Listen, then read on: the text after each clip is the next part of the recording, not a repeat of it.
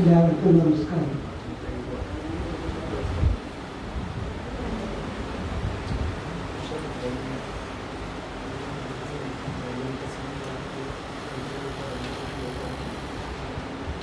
രാമവർമ്മ അപ്പൻ തമ്പുരാൻ എന്ന അസാധാരണനായ വ്യക്തിയെ പറ്റിയാണ് ചില കാര്യങ്ങൾ സൂചിപ്പിക്കാൻ കഴിയുന്നത്. പൊതുവെ നമുക്കൊരു ധാരണയുണ്ട്, വലിയ സമ്പന്ന കുടുംബങ്ങളിൽ ജനിക്കുന്ന ആളുകളൊക്കെ അത് കുഞ്ഞിരിപ്പന്മാരും ഭൂഷ്വാസികളും ഒക്കെയാണ് എന്ന്. വലിയ തറവാട്ടിൽ പറഞ്ഞു കഴിഞ്ഞാൽ അതുകൊണ്ട് തന്നെ അവൻ തിരിച്ചെടുക്കണം എന്നുള്ളൊരു ധാരണ ഇപ്പം അതിന് കുറച്ച് മാറ്റം വന്നിട്ടുണ്ട് എന്നുണ്ടെങ്കിൽ പോലും മലയാളിയുടെ മനസ്സിൽ രൂഢമൂലമായി കിടക്കുന്നു. ശുദ്ധ അന്തർക്കം എന്നെ അതിനെ വിശ്വസിപ്പിക്കാനും മറ്റുദാഹരണം കൊണ്ട് ഈ ധാരണ തെറ്റാണ് എന്ന് നമുക്ക് ചൂണ്ടിക്കാണിക്കാൻ പറ്റും. മലബാറിലെ അതിസമ്പന്നമായ കുടുംബത്തിൽ ജനിച്ച ആളാണ് ഇന്ന് സംഭവിക്കുന്നത്. ആ ഒരൊറ്റ ഉദാഹരണം പറഞ്ഞാൽ മതി. വലിയ കുലത്തിൽ പിറന്നവൻ പിന്നീപ്പനായിരിക്കും എന്നുള്ള ധാരണ കടയോടെ പിടിക്കുകയാണ്. അപ്പൻ രാജവംശത്തിൽ പിറന്ന ആളാണ്.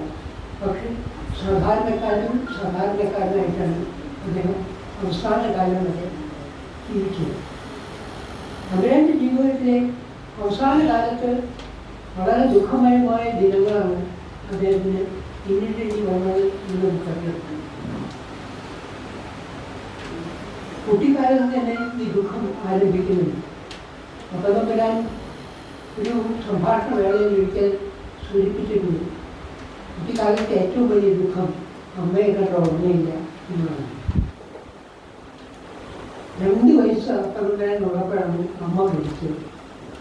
അമ്മയെപ്പറ്റി മറ്റാളുകൾ അമ്മയുടെ സഹോദരിമാരൊക്കെ സംസാരിക്കുമ്പോൾ ഈ 4 വയസ്സുകാരൻ 5 വയസ്സുകാരൻ 6 വയസ്സുകാരന് കേൾക്കാനും മാത്രമേ ഉള്ളൂ അമ്മയെപ്പറ്റി. അദ്ദേഹത്തിൻ്റെ അച്ഛൻ സുബ്രഹ്മണ്യ നമ്പൂതിരിൻ്റെ ഒരാളായിരുന്നു. അന്നത്തെ ഭാഷയിൽ തുപ്പൻ നമ്പൂരി എന്നാണ് പറയുക. അദ്ദേഹം പക്ഷേ സാധാരണയിൽ നിന്നും വ്യത്യസ്തനായൊരു മനുഷ്യനായിരുന്നു. തൃപ്പൂണിത്തുറ കൊച്ചി രാജകുടുംബത്തിൽ ഇരിപ്പുകാരനായിട്ട് അവിടുത്തെ തമ്പുരാട്ടിമാരെന്നല്ല, തമ്പുരാട്ടി തന്നെയാണ് സ്ത്രീകളെയും പറയുക. വിവാഹം കഴിച്ചു കഴിഞ്ഞാൽ ഇരിപ്പുകാരനായിട്ട് അവിടെ താമസിക്കുകയാണ് പതിവ്. അപ്പൻ തമ്പുരാൻ്റെ അച്ഛൻ തുപ്പൻ നമ്പൂതിരി ഭാര്യ മരിച്ചതിന് ശേഷം സ്വന്തം ഇല്ലത്തേക്ക് മടങ്ങിപ്പോവുകയാണ്. മലബാറുകാരനായിരുന്നു, സ്വന്തം ഇല്ലത്തേക്ക് മടങ്ങിപ്പോവുകയാണ് ചെയ്തത്. പക്ഷെ അദ്ദേഹം വേറെ വിവാഹം കഴിച്ചില്ല, വേറെ വിളി കഴിച്ചില്ല. മാത്രമല്ല 3-4 മാസം കൂടുമ്പോൾ തൃപ്പൂണിത്തുറ വരുമായിരുന്നു മക്കളെ കാണാം. അക്കാലത്ത് ഒരു നമ്പൂതിരി വിവാഹ ബന്ധത്തിൽ അത്തരം കാര്യങ്ങൾ സങ്കല്പിക്കാൻ പോലും നമുക്ക് പറ്റില്ല. സാധാരണ നിലയിൽ ഗുരുവിൻ്റെ പ്രശസ്തമായ ഒരു വിലയിരുത്തലുണ്ട്. അക്കാലത്തെ നമ്പൂതിരിമാരെ സംബന്ധിച്ചിടത്തോളം സംഘത്യർത്ഥം 2 അന്തർജനങ്ങൾ. ആഭിയാത്യത്തിന് ഒരു തമ്പുരാട്ടി, നേരം പോക്കിന് ഒരു വാരസ്യാൻ, പിന്നെ നായക സ്ത്രീകൾ വന്നു പോയി ഉള്ളൂർ പറയുന്നത്. ഇതായിരുന്നു അന്നത്തെ ഒരു സംബന്ധ രീതി. ഞാൻ ഇപ്പോഴും ആലോചിക്കാറുണ്ട്, വിവാഹബന്ധത്തിൻ്റെ സുഖദുഃഖങ്ങളൊന്നും പങ്കിടലൊന്നുമില്ല. സംബന്ധം, ആദ്യത്തെ വാസീകരണം സംബന്ധം മാത്രമേ ഉണ്ടായിരുന്നുള്ളൂ. ഈ സംബന്ധം എന്നുള്ളതുകൊണ്ട് ഉദ്ദേശിക്കുന്നത് അങ്ങനെയുള്ള ഒരു കാലഘട്ടത്തിലാണ് വിഭാര്യനായിത്തീരുന്ന അദ്ദേഹം തൻ്റെ മക്കളെ പറ്റി അന്വേഷിക്കാൻ, അവരുടെ ഭാവിയെ പറ്റി ഉത്കണ്ഠയോടുകൂടി ഒരു പിതാവിൻ്റെ ധർമ്മം നിറവേറ്റാൻ വന്നുപോയിട്ടുള്ളത്. ഒരമ്മയെ കാണാത്ത ദുഃഖം ഈ അച്ഛൻ്റെ അസാധാരണമായ വാത്സല്യം കൊണ്ട് ശമിക്കില്ല എന്ന് നമുക്കറിയാം. എങ്കിലും ആ വാത്സല്യം അദ്ദേഹത്തിന് ലഭിക്കില്ല. പഴയ മര്യാദ അനുസരിച്ച് തൃപ്പൂണിത്തുറ വെച്ച് അദ്ദേഹം സംസ്കൃതം പഠിക്കാൻ തുടങ്ങുന്നുണ്ട്. ഒരു പഴയ കുടുംബത്തിൽപ്പെട്ട ഒരു ചാളൂർ കോവിലകത്തെ ഒരു കൊച്ചുണ്ണി തമ്പുരാനാണ് സംസ്കൃതത്തിൻ്റെ ബാലപാഠങ്ങൾ ആദ്യം ഈ രാമവർമ്മ പേരനെ പഠിപ്പിച്ചത്. അധികകാലമൊന്നും ഇല്ല, ഒരു 5-6 മാസക്കാലം അദ്ദേഹം അവിടെ പഠിച്ചു. അത് കഴിഞ്ഞ് അദ്ദേഹം തൃശ്ശൂർക്ക് പോകുന്നു. കൊച്ചി രാജവംശത്തിലെ ഒരു തമ്പുരാനാണ് തൃശ്ശൂരിൽ താമസിക്കുന്നത്. ആ തമ്പുരാൻ്റെ കൂടെയാണ് കുറച്ച് കാലം ഇവിടെ താമസിക്കുന്നത്. അതും അധികകാലമൊന്നും ഉണ്ടായിരുന്നില്ല, കഷ്ടിച്ചൊരു കൊല്ലക്കാലം. അത് കഴിഞ്ഞ് വീണ്ടും അദ്ദേഹം റിപ്പോർട്ടൊക്കെ നൽകി. പിന്നീടാണ് അപ്പുതമ്പുരാൻ്റെ ശരിയായ പഠനം ആരംഭിക്കുന്നത്. അന്ന് ആരംഭിച്ച പഠനം 1941 മരണം വരെ നീണ്ടു എന്നുള്ളതാണ് പ്രസക്തമായിട്ടുള്ള കാര്യം. അദ്ദേഹം സംസ്കൃത വ്യാകരണം പഠിച്ചത് വലിയ രാമപ്രസാദിൻ്റെ വലിയ രാമപ്രസാദി അന്ന് പരീക്ഷിച്ച രാജശ്രീ തമ്പുരാൻ്റെ പണ്ഡിത സദസ്സിലെ വലിയ സ്കോളറാണ്. ഈ രാമപ്രസാദിൻ്റെ നിന്നാണ് അദ്ദേഹം സംസ്കൃതം പഠിച്ചത്. അതോടൊപ്പം സ്കൂൾ വിദ്യാഭ്യാസവും നടന്നു. 10ാം തരം പാസ്സായപ്പോൾ തമ്പുരാൻ ലോകം മുഴുവൻ ശാസ്ത്ര വിഷയം പഠിക്കുന്നു. അന്ന് മഹാരാജാസിൽ ചരിത്രമുണ്ട്, സംസ്കൃതമുണ്ട്, അങ്ങനെ ചില വിഷയങ്ങൾ മാത്രമേ പഠിക്കുകയുള്ളൂ. ശാസ്ത്ര വിഷയങ്ങളൊന്നുമില്ല. ശാസ്ത്ര വിഷയം പഠിക്കണമെങ്കിൽ ഒന്നുകിൽ മദ്രാസിൽ പോകണം, അല്ലെങ്കിൽ തമിഴ്നാട്ടിലെ വേറെ 1-2 സ്ഥലങ്ങളിൽ കൂടി ഈ പ്രസിദ്ധമായ കൃഷ്ണപ്പള്ളിയിലെ സെൻറ് ജോസഫ് കോളേജ് പോലെയുള്ള ചില വ്യക്തികളുടെ പോകേണ്ടി വരും. അങ്ങനെ മദ്രാസിൽ പഠിച്ചത്. മദ്രാസിൽ പോയി ഇൻ്റർമീഡിയറ്റിന് ചേർന്നു. ഫസ്റ്റ് ഗ്രൂപ്പ് ആയിരുന്നു. പ്രസിദ്ധമായ കോമ്പിനേഷൻ തന്നെ, മാത്തമാറ്റിക്സ്, ഫിസിക്സ്, കെമിസ്ട്രി ഇതിലുള്ള പഴയ കോമ്പിനേഷൻ തന്നെയാണ്. തമ്പുരാൻ ഇൻ്റർമീഡിയറ്റ് പാസ്സായി. പക്ഷേ തമ്പുരാൻ്റെ സഹോദരന്മാരിൽ ഒരാളുടെ മകൻ കെമിസ്ട്രിയിൽ താല്പര്യമുള്ള ഒരാളായിരുന്നു. അദ്ദേഹം പിന്നീട് കെമിസ്ട്രിയൊക്കെ പഠിക്കുകയും കെമിസ്ട്രി പ്രൊഫസറാകുകയൊക്കെ ചെയ്ത ആളാണ്. അദ്ദേഹത്തിൻ്റെ സ്വാധീനം കൊണ്ടാവാം തമ്പുരാൻ ഇൻ്റർമീഡിയറ്റ് കഴിഞ്ഞപ്പോൾ കെമിസ്ട്രി പഠിക്കണം എന്നായി താല്പര്യം. അതിന് വേണ്ടിയിട്ട് മദ്രാസി കോളേജിൽ തന്നെ കെമിസ്ട്രി മെയിനായിട്ട് എടുത്ത് അദ്ദേഹം പഠിക്കാൻ തുടങ്ങി.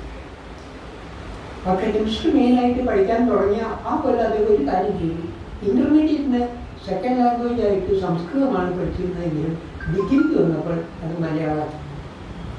അതിനൊരു പക്ഷേ കാരണമായി തീരുന്നത് ഇടയ്ക്കിടയ്ക്ക് കൊടുങ്ങല്ലൂർ തമ്പുരാക്കന്മാർ, കൊച്ചുണ്ണി തമ്പുരാനും കുഞ്ഞിക്കുട തമ്പുരാനും മദ്രാസിയിലേക്ക് പോയി. അവിടെ ചെന്ന് കഴിഞ്ഞാൽ ഇവരൊന്നിച്ചാണ് പോവുക. ഈ തമ്പുരാക്കന്മാരുടെ ഭാഷാസ്നേഹം കണ്ടിട്ടാവാം ഒരു പക്ഷേ ഡിഗ്രിക്ക് ചേർന്നപ്പോൾ അപ്പം തമ്പുരാൻ സെക്കൻഡ് ലാംഗ്വേജ് മലയാളം ആക്കി മാറ്റി.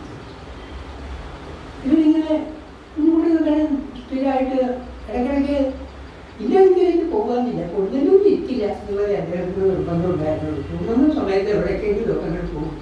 അതുകൊണ്ടാണ് ഈ കുഞ്ഞിക്കുട തമ്പുരാൻ ശകാരപ്പേര് അവരുടെ ഇടയിലായിരുന്നു. പതിരി എന്നാണ് വിളിക്കുന്നത്. എങ്ങനെ പോകണമെന്നുള്ളൊരു നിശ്ചയമില്ല, എങ്ങനെയാണ് പോകും. ചിലപ്പോൾ ഒരാഴ്ച കഴിഞ്ഞിട്ട് തിരിച്ചു വരും, ചിലപ്പോൾ ഒരു മാസം കഴിഞ്ഞിട്ടായിരിക്കും തിരിച്ചു വരും. ആ കുട്ടികൾ മദ്രാസിൽ ഇടയ്ക്കിടയ്ക്ക് പോകാറുണ്ട്. അത് ഞാനിപ്പോൾ മദ്രാസിൻ്റെ തമ്പുരാൻ താമസിച്ച് വന്നിട്ട് തന്നെ പത്നിക്കൊരു സന്ദേശം ഇതിനോട് ബന്ധപ്പെട്ട ഏതെങ്കിലും അയക്കുന്നുണ്ടായി. ഹംസ സന്ദേശം എന്നൊരു സന്ദേശകാമി അയച്ചിട്ടുണ്ട് കുഞ്ഞിക്കുട്ടനെ. ഈ ഹംസം എഗ്മൂർ തീവണ്ടി സ്റ്റേഷനിൽ തീവണ്ടി എടുത്തിട്ട് വരുന്നതാണ്. അതിൻ്റെ സന്ദേശം കണ്ടിട്ടുണ്ട് തമ്പുരാൻ്റെ. തമ്പുരാൻ പോണ വഴി ഈ അദ്ദേഹത്തിന് പറഞ്ഞയച്ചു എന്നുള്ളതാണ്. ഇതൊന്ന് വളരെ നേരമ്പോഴും സെക്കൻഡ് ഇയർ BA-ക്ക്, അത് കെമിസ്ട്രി BSc ഇല്ല, BA ആണ് സബ്ജക്റ്റ്. കെമിസ്ട്രി BA-ക്ക് പഠിക്കുന്ന 2ാമത്തെ വർഷം അപ്പത്തമ്പുരാൻ വിവാഹിതനായി. അന്ന് അദ്ദേഹത്തിന് കഷ്ടിച്ച് 20 വയസ്സ് പ്രായമുള്ളൂ. അദ്ദേഹം വിവാഹം കഴിച്ചത് നാനിക്കുട്ടി എന്ന് പേരായി വടക്കാഞ്ചേരിയിലെ ഒരു മാഠ്യ കുടുംബത്തിൽപ്പെട്ട ഒരു പെൺകുട്ടിയാണ്. ആ പെൺകുട്ടിക്ക് 13 വയസ്സായി. തമ്പുരാന് 19-20 വയസ്സ്. നമുക്കറിയാം, കഴിഞ്ഞ നൂറ്റാണ്ടിൽ വടക്കാഞ്ചേരി പോലെ ഒരു ഗ്രാമത്തിൽ ഒരു അഭിലാഷ തറവാട്ടിൽ ജനിക്കുന്ന 13 വയസ്സുകാരി ഒരു പെൺകുട്ടിക്ക് എന്ത് ലോകപരിചയം ഉണ്ടാവും എന്നുള്ളത്. മറ്റ് തിരുവാതിര പാട്ടുകളൊക്കെ പഠിച്ചിട്ടുണ്ട്, കഥകളി കണ്ടാൽ മനസ്സിലാവും. ഇത്രയൊക്കെ ആ കുട്ടിക്ക് പ്രിയമുണ്ടായിരുന്നു. സാധാരണ തമ്പുരാക്കന്മാർ ചെയ്യുന്ന പോലെ സംബന്ധം ആയിരുന്നില്ല. തമ്പുരാൻ കുട്ടിയെ മദ്രാസിലേക്ക്, എന്നിട്ട് അതിൻ്റെ കൂടെ താമസിക്കുന്നു. ആ കുട്ടി ഇംഗ്ലീഷ് പഠിക്കും. ഇംഗ്ലീഷ് പഠിപ്പിക്കുക മാത്രമല്ല ചെയ്തു, ഒരു യൂറോപ്യൻ ക്ലബിൽ മെമ്പർഷിപ്പ് എടുത്തു. ഈ കുട്ടി നിത്യവുമുള്ള യൂറോപ്യൻ പദ്ധതി അദ്ദേഹം പോകുമായിരുന്നു. കാരണം ഇംഗ്ലീഷ് സംസാരിക്കാൻ പറ്റും. നമുക്കറിയാം ഇപ്പോഴും നമ്മുടെ നാട്ടിൽ ഇംഗ്ലീഷ് എം എ ഒക്കെ പാസ്സായിട്ടുള്ള ആൾക്കാർക്ക് ഉണ്ടാകും, പക്ഷേ ഇംഗ്ലീഷ് സംസാരിക്കാൻ ബുദ്ധിമുട്ട് തന്നെയാണ്. മിക്ക ഉപയോഗിക്കുന്നില്ല എന്നുള്ളത് തന്നെയാണ്. മാത്രമല്ല സാഹിത്യം സംസാരിക്കുന്ന പോലെ വേണം ഇംഗ്ലീഷ് സംസാരിക്കാൻ. അവരുടെ മാതൃഭാഷയല്ലേ, അതുപോലെ സംസാരിക്കുന്നു. സായി ഇംഗ്ലീഷ് പറഞ്ഞാൽ ഇപ്പോഴും മലയാളിക്ക് മനസ്സിലാവില്ല. അതാണ് നമ്മളുടെ അവസ്ഥ. സായി ഇംഗ്ലീഷ് പറഞ്ഞു കഴിഞ്ഞാൽ മലയാളിക്ക് മനസ്സിലാവില്ല. ഏക സമാധാനം മലയാളി ഇംഗ്ലീഷ് പറഞ്ഞാൽ സാഹിത്യം അത്രയും കൂടെ മനസ്സിലാവില്ല. ഏതായാലും ഈ കുട്ടിയെ ഇംഗ്ലീഷ് പഠിപ്പിച്ചു. യൂറോപ്യൻ ക്ലബിൽ അംഗം. അവർ ടെന്നീസ് കളിക്കാൻ പഠിപ്പിച്ചു. അന്ന് ഏറ്റവും പരിഷ്കൃതമായിട്ടുള്ളത് ഡോഗ് കാർട്ട് ഒരു ഒറ്റ കുതിര വണ്ടിയാണ്. ഒറ്റ കുതിരയ്ക്ക് ആ വണ്ടി ഓടിക്കാൻ പഠിപ്പിച്ചു. ഈ സ്ത്രീ മദ്രാസി സിറ്റിയിൽ ഒറ്റ കുതിര വണ്ടി ഓടിച്ച് ക്ലബിൽ പോയി ടെന്നീസ് കളിച്ച് വരികയായിരുന്നു. ആ കാലത്ത് ഒരു രാജകുടുംബത്തിൽ പിറന്ന ഒരു തമ്പുരാൻ ഇത്രയൊക്കെ കാര്യങ്ങൾ തൻ്റെ ജീവിതത്തിൽ പകർത്തുക എന്നുള്ളൊരു അസാധാരണം എന്ന് നമുക്ക് പറയാൻ പറ്റുന്നു. മാത്രമല്ല കേരളത്തിൽ ആദ്യമായി ക്രിക്കറ്റ് കളിച്ച കുട്ടികളെ 52 മക്കൾ. 52 മക്കളാണ് ക്രിക്കറ്റ് കളിക്കുന്നത് ആദ്യമായിട്ട് കേരളത്തിൽ. അത് കണ്ടിട്ടാണ് വെൺമണി ക്രിക്കറ്റ് കളിയെ പറ്റി ഒരു ശ്ലോകം എഴുതിയത്. വെൺമണിക്ക് എന്താണെന്ന് മനസ്സിലാക്കിയത്. എങ്കിലും ഒരു ശ്ലോകം കഴിയുന്നു ഈ ക്രിക്കറ്റ് കളിയൊക്കെ. അങ്ങനെ പുതിയ ചിന്തകളിലേക്ക് കടന്നു വരാൻ അദ്ദേഹത്തിനൊരു ജന്മവാസം തന്നെ ഉണ്ടായിരുന്നു എനിക്ക് തോന്നുന്നു. അദ്ദേഹം മംഗളോദയത്തിൻ്റെ മാനേജരായി കുറച്ചു കാലം ഉണ്ടായിരുന്നു. അത് കേരള ഏകദ്രുമം എന്നുള്ള പ്രസ് പിന്നീട് ദേശമംഗലം നമ്മൾ ഒരുപാട് വാങ്ങുകയും ചെയ്തു. അത് വാങ്ങിച്ചതിന് ശേഷമാണ് അത് മംഗളോദയം എന്നുള്ള പേരിൽ വന്നത്. ആ മംഗളോദയം പ്രസ്സിൽ ദിവസവും അപ്പം തന്നെ പോകുമായിരുന്നു. എന്ന് മാത്രമല്ല അച്ചടിയുടെ എല്ലാ വിദ്യകളും അദ്ദേഹത്തിന് അറിയാമായിരുന്നു.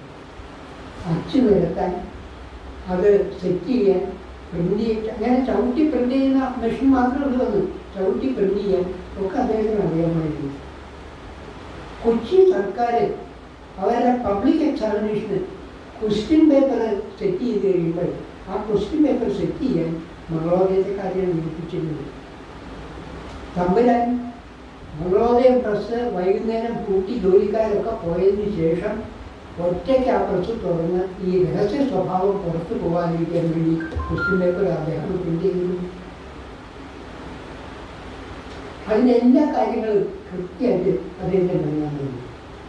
അതുവരെ നമ്മളുടെ പുസ്തകങ്ങൾ രാമായണവും ഭാരതവും ഒക്കെ ഗദ്യം അടിക്കുന്ന പോലെ തന്നെ ഇങ്ങനെ കാണുമായിരുന്നു. അത് പത്തി തിരിച്ച് ഈരടികളായിട്ട് അടിക്കുക എന്നുള്ള ഇത് തുടങ്ങിയത് മംഗളോദയമാണ്. അതിന് നേതൃത്വം കൊടുത്ത അപ്പനമ്പരാണ്. എന്ന് മാത്രമല്ല അങ്ങനെ പ്രിൻ്റ് ചെയ്ത 4-5 പുസ്തകം എവിടെ പോകുമ്പോഴും അദ്ദേഹം ഒരു പ്രത്യേക പെട്ടിയിൽ കൂടെ കൊണ്ടുപോയിരുന്നു. ഇങ്ങനെയാണ് പുസ്തകം പ്രിൻ്റ് ചെയ്തത് എന്ന് ആളുകളെ കാണിച്ചു കൊടുക്കാൻ വേണ്ടി. കുലമഹിമ കുരുത്തക്കേടിനായിട്ട് മാത്രം എന്ന് അദ്ദേഹം എഴുതിയിരുന്നു. താൻ വലിയ രാജകുടുംബത്തിലൊക്കെ ജനിച്ചു എന്ന് പറയുന്നത് കുലമഹിമ കുരുത്തക്കേടിനായിട്ട് മാത്രമാണ് എന്ന് പറഞ്ഞു. ഒരിക്കലും ഈ രാജാവിൻ്റെ ഔന്നത്യമൊന്നും അദ്ദേഹം കാണിച്ചിരുന്നു. തൃശ്ശൂരിൽ സ്ഥിരതാമസമായതിനു ശേഷം അദ്ദേഹം ആർച്ച് ബിഷപ്പ് ഷാരറ്റിൻ്റെ അടുത്താണ് ന്യായം പഠിച്ചത്, ന്യായശാസ്ത്രം പഠിക്കുന്നത്. അത് കഴിഞ്ഞപ്പോഴാണ് മഹാപണ്ഡിതനായ അനന്തനാരായണ ശാസ്ത്രികളുടെ ശിക്ഷപ്പെട്ട് വ്യാകരണം പഠിച്ചത്. ഇത് കൂടാതെ വട്ടെഴുത്ത്, കോലെഴുത്ത്, രത്നപരിശോധന, സാളഗ്രാമങ്ങളുടെ പരിശോധന, ഇതൊക്കെ അദ്ദേഹം പഠിച്ചു. എന്ന് വെച്ചാൽ തമ്പുരാൻ ഒരു വിഷയവും അന്യമായിരുന്നു. ഏത് പുതിയ വിഷയം കിട്ടിയാലും അത് പഠിക്കാൻ അദ്ദേഹത്തിന് താല്പര്യം ആയിരുന്നു. വേണ്ടത്ര സമയവും സൗകര്യവും കിട്ടാത്തത് കൊണ്ടാണ് തമ്പുരാൻ വലിയൊരു തുടക്കം കുറിച്ചൊരു പുസ്തകത്തെപ്പറ്റി നിങ്ങൾ ഇപ്പോഴും ഖേദിക്കേണ്ടി വരുന്നത്. അത് ദ്രാവിഡ ഭാഷയുടെ ദ്രാവിഡ നൃത്തങ്ങളുടെ വികാസ പരിണാമങ്ങളെപ്പറ്റി അദ്ദേഹം ഒരു ഗവേഷണം തുടങ്ങിയിട്ടാണ്. അതിന് നാടോടി പാട്ടുകാരെ വിളിച്ചു വരുത്തി തൻ്റെ കൊട്ടാരത്തിൽ ഇരുത്തി പഠിച്ചിരുന്നു. പറയൻ ഈ കുറവന്മാരെയൊക്കെ വിളിച്ചുകൊണ്ടിരുന്നു. അവർ ഉടുക്കലും ഗിഞ്ചറ തുടങ്ങിയ ചില വാദ്യങ്ങളുടെ സഹായത്തോടു കൂടി വായിച്ചപ്പോൾ അത് റെക്കോർഡ് ചെയ്യാൻ പറ്റില്ലല്ലോ. അത് രേഖപ്പെടുത്താൻ വേണ്ടി ഒരു പ്രത്യേക നൊട്ടേഷൻ അദ്ദേഹം ഉണ്ടാക്കി. ആ നൊട്ടേഷൻ നോക്കിയിട്ടാണ് അദ്ദേഹം ഈ ദ്രാവിഡ വൃത്തങ്ങളും അവയുടെ ദിശാപരിണാമങ്ങളും എന്നുള്ള പുസ്തകം എഴുതിയത്. ഒരുപക്ഷെ അദ്ദേഹത്തിൻ്റെ ബഹിഷ്കര പ്രാണൻ എന്ന് വിശേഷിപ്പിക്കുകയാണെന്ന ഒരാൾ കുഞ്ഞുകുട്ടനും വരാനില്ല. അവർക്ക് ഒരേ താല്പര്യമായിരുന്നു പല കാര്യങ്ങളിലും. അവരുടെ രണ്ടുപേരുടെയും വലിയ അഭിലാഷം കേരളത്തിൻ്റെ ചരിത്രം എഴുതുക എന്നുള്ളതല്ല. അതത്ര എളുപ്പമുള്ള കാര്യമല്ല. കേരള ചരിത്രം എഴുതുന്നതിന് സഹായകമായ വിഭവങ്ങൾ സമാഹരിക്കുക എന്നതായിരുന്നു അപ്പം കുഞ്ഞുകുട്ടൻ ചെയ്തു. അങ്ങനെ സമാഹരിക്കപ്പെട്ട കുറേ വിവരങ്ങൾ വെച്ചുകൊണ്ട് കുഞ്ഞുകുട്ടൻ ഗദ്യം എഴുതുന്നതിനേക്കാൾ കുഞ്ഞുകുട്ടൻ എളുപ്പം പദ്യം എഴുതുന്നത്. അതുകൊണ്ടാണ് അദ്ദേഹം കേരളം എന്നൊരു മഹാകാവ്യം എഴുതാൻ വേണ്ടത്. അതിലെ 5 സർട്ടുകൾ എഴുതിയത് അപ്പോഴത്തേക്കും 48ാമത്തെ വയസ്സിൽ കുഞ്ഞുകുട്ടൻ മരിച്ചു. പക്ഷെ കിട്ടിയ കുറേ വിവരങ്ങൾ അപ്പം കിട്ടിയ കുറേ വിവരങ്ങൾ സമാഹരിച്ചിരുന്നു. അത് മംഗളമാലയിൽ പല ഉപന്യാസങ്ങളിലായിട്ട് ഉൾപ്പെട്ടിട്ടുണ്ട്. അപ്പം കോളേജിൽ പഠനം കഴിഞ്ഞ് എത്തുന്ന കാലത്താണ് എറണാകുളത്ത് കൊച്ചി കൊട്ടാരത്തിൽപ്പെട്ട ഒരു തമ്പുരാൻ, അപ്പം തമ്പുരാനായിട്ട് വളരെ അടുത്ത് പറ്റുണ്ടായിരുന്ന ഒരാൾ നാട് തീപ്പെട്ടു പോകുന്നു, മരിക്കുന്നു. അദ്ദേഹത്തിൽ നിന്ന് കുറേ പുസ്തകങ്ങൾ 3000 ഉറുപ്പികയും അപ്പം തമ്പുരാൻ കിട്ടിയത്. ഈ 3000 ഉറുപ്പിക എന്ത് ചെയ്യണം എന്നുള്ളത് ആലോചിച്ച് കുഞ്ഞുകുട്ടനുമായിട്ട് കൂടി ആലോചിച്ചിട്ടാണ് രസികരമേനി എന്ന മാസിക തുടങ്ങുന്നത്. ആ മാസിക തുടങ്ങുമ്പോൾ പുല്ലുപോലെ പദ്യം എഴുതിയിരുന്ന കുഞ്ഞുകുട്ടൻ പറഞ്ഞു, നമുക്ക് ഗദ്യത്തിനാണ് പ്രാധാന്യം കൊടുക്കുന്നത്. ഗദ്യലേഖനങ്ങളാണ് 2-3 കവിതകളൊക്കെ ആയിക്കോട്ടെ, പക്ഷേ 6-7 ഗദ്യലേഖനങ്ങൾ വേണം എന്നുള്ള നിർബന്ധമാണ് എന്ന് പറഞ്ഞു. അന്ന് ഗദ്യം എഴുതിയാൽ അത്ര മോഹിച്ചാണ് കാര്യമാണ്. അത്ര ഗദ്യപ്പാർക്ക് എഴുതാമെന്ന് വെച്ചാൽ പദ്യമാണ് കവിത്വത്തിൻ്റെ ലക്ഷണമായിട്ട് കണക്കാക്കുന്നത്. അപ്പോഴാണ് ഇടത് കൈകൊണ്ടും വലത് കൈകൊണ്ടും കവിത പദ്യം എഴുതാവുന്ന കുഞ്ഞുകുട്ടൻ ഇങ്ങനെ ചെയ്തു. ഇവരാനെ പറ്റി മുണ്ടശ്ശേരി പറയുന്ന കഥ എന്നാണ്. കുഞ്ഞുകുട്ടൻ ഗദ്യം എഴുതായിരുന്നു ബുദ്ധിമുട്ട്. പദ്യം സാധാരണ അനായാസമായിട്ട് ചെയ്യും. പ്രസിദ്ധമായിരുന്നൊരു കഥയുണ്ട്. കുഞ്ഞുകുട്ടൻ വേറൊരാളും കൂടി അദ്ദേഹത്തിന് 2 കാര്യങ്ങളാണ് കമ്പം. ഒന്ന് മുറുക്കാൻ ഏത് സമയത്തും, മറ്റൊന്ന് തലരംഗങ്ങൾ. അദ്ദേഹത്തിൻ്റെ ഓർമ്മക്കുറിപ്പുകൾ എഴുതിയ പല കുറികളും കളരിക്കാരായ എഴുത്തുകാർ പറയുന്നു, അങ്ങനെ വിസ്തരിച്ച് മുറുക്കി രസിച്ച് പുറത്തേക്ക് പോയി തുപ്പി കുരുക്കുരുക്കി വരും. പിന്നെ വന്നേ കഴിക്കാനുണ്ട്. വന്നിരുന്ന് ആദ്യമേ രസിക്കാനായിട്ട് കഴിക്കുക, 2ാമത്തെ മുറിച്ചിന് വേണ്ടിയിട്ടാണ് ഈ ആദ്യത്തെ നിൽക്കുന്നത്. ഇവരിങ്ങനെ തലരംഗം കളിച്ചുകൊണ്ടിരിക്കുകയാണ്. അപ്പോഴാണ് തമ്പുരാൻ്റെ മകള്, അവരുടെ 10-30 ആയിട്ടുണ്ടാവും മരിച്ചിട്ട്. അത്രയൊക്കെ തന്നെ ആയിട്ടുണ്ടാവും. വളരെ പ്രായമായിട്ടാണ് മരിച്ചത്. സരസ്വതി ഇതിനായിട്ട് സ്ത്രീയായിരുന്നു. ആ കുട്ടി അന്ന് ചെറിയ ക്ലാസ്സിൽ പഠിക്കുന്നു. തമ്പുരാൻ്റെ അടുത്തൊന്നും പറഞ്ഞു തരും, എൻ്റെ പാഠപുസ്തകം അവിടെ സ്കൂളിൻ്റെ മുമ്പിലുള്ള പീഡിയയിൽ വന്നിട്ടുണ്ട്, അച്ഛൻ പണം തന്നെ അത് വാങ്ങണമെന്ന് വരും. നീ വാങ്ങിച്ചാ, ഞാൻ വൈകുന്നേരം നടക്കാൻ പോകുമ്പോൾ പണം കൊടുത്തു വന്നാം. ഈ കുട്ടിക്ക് മതി. അവിടെ ചെന്ന് കൊടുത്തില്ലെങ്കിലോ പുസ്തകം എന്നാൽ അച്ഛൻ്റെ എഴുത്ത് തന്നാൽ മതി. ശരി, എൻ്റെ സ്ലേറ്റ് വിടുക, അങ്ങനെ സ്ലേറ്റ് എഴുതുന്നത്. അവിടെ പോയി പേടിയക്കാരൻ നോക്കിയപ്പോഴാണ് ഒരു ശ്ലോകം, ബാലശിക്ഷയ്ക്ക് അരട്ടുന്നു ബാലപുത്രി സരസ്വതി അരട്ടൽ തീർത്ത് വിട്ടേക്കുമില്ല പിന്നെ തരാറുള്ളൂ. ഒരു ശ്ലോകം എഴുതിക്കൊണ്ട് ഗദ്യത്തിന് എഴുതാൻ ബുദ്ധിമുട്ടായിരുന്നു തമ്പുരാൻ. പദ്യത്തിന് സുകുമാരണിക്കൂടെ ലേഖനത്തിലത് പറയുന്നുണ്ട്. ശിവോള്ളി കൃതികൾക്ക് കുഞ്ഞുകുട്ടൻ തമ്പുരാൻ ആമുഖം എഴുതിയത് വളരെ ഹ്രസ്വമായിട്ടാണ്. അത് ഗദ്യത്തിലായതുകൊണ്ട് ആവാം എന്ന് സുകുമാരണിക്കൂടെ കമന്റ്. ഇവര് ഗദ്യത്തിന് പ്രാധാന്യം കൊടുക്കുകയാണ് ചെയ്തു എന്ന് മാത്രമല്ല, പദ്യകൃതികളുടെ കൂട്ടത്തിൽ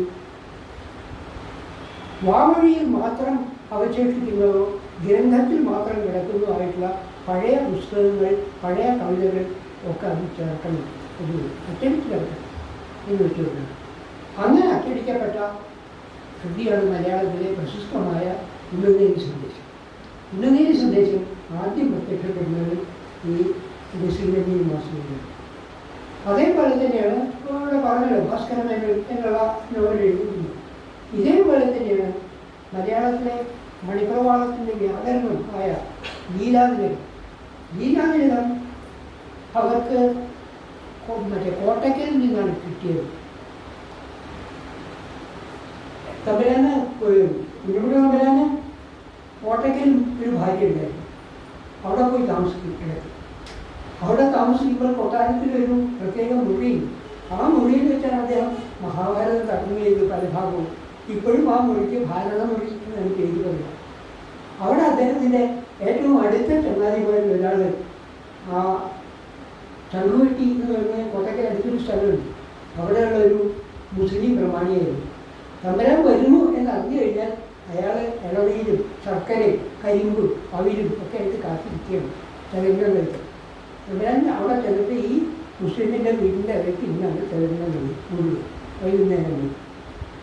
അവിടെ നിന്ന് കിട്ടിയതാണ്, പിഷവാറിൻ്റെ അടുത്ത് നിന്ന് കിട്ടിയതാണ് ഈ ലീലാതിലകത്തിൻ്റെ ഗ്രന്ഥം.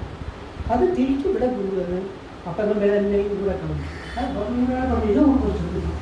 എന്നാൽ മംഗളോദയം തുടങ്ങിയിരുന്നു. മംഗളോദയം മാസികയിൽ പ്രശ്നത്തില്ല. ആയിക്കോട്ടെ. അപ്പോൾ അവർക്ക് വായിച്ചപ്പോൾ അവർക്കൊരു സംശയം, ഇത് ഇങ്ങനെ തന്നെ പ്രശ്നപ്പെടുത്തിയപ്പോൾ ഏതൊരു വിവർത്തനത്തോടും അല്പം വ്യാഖ്യാനത്തോടും കൂടി വേണം എന്ന് പറഞ്ഞു.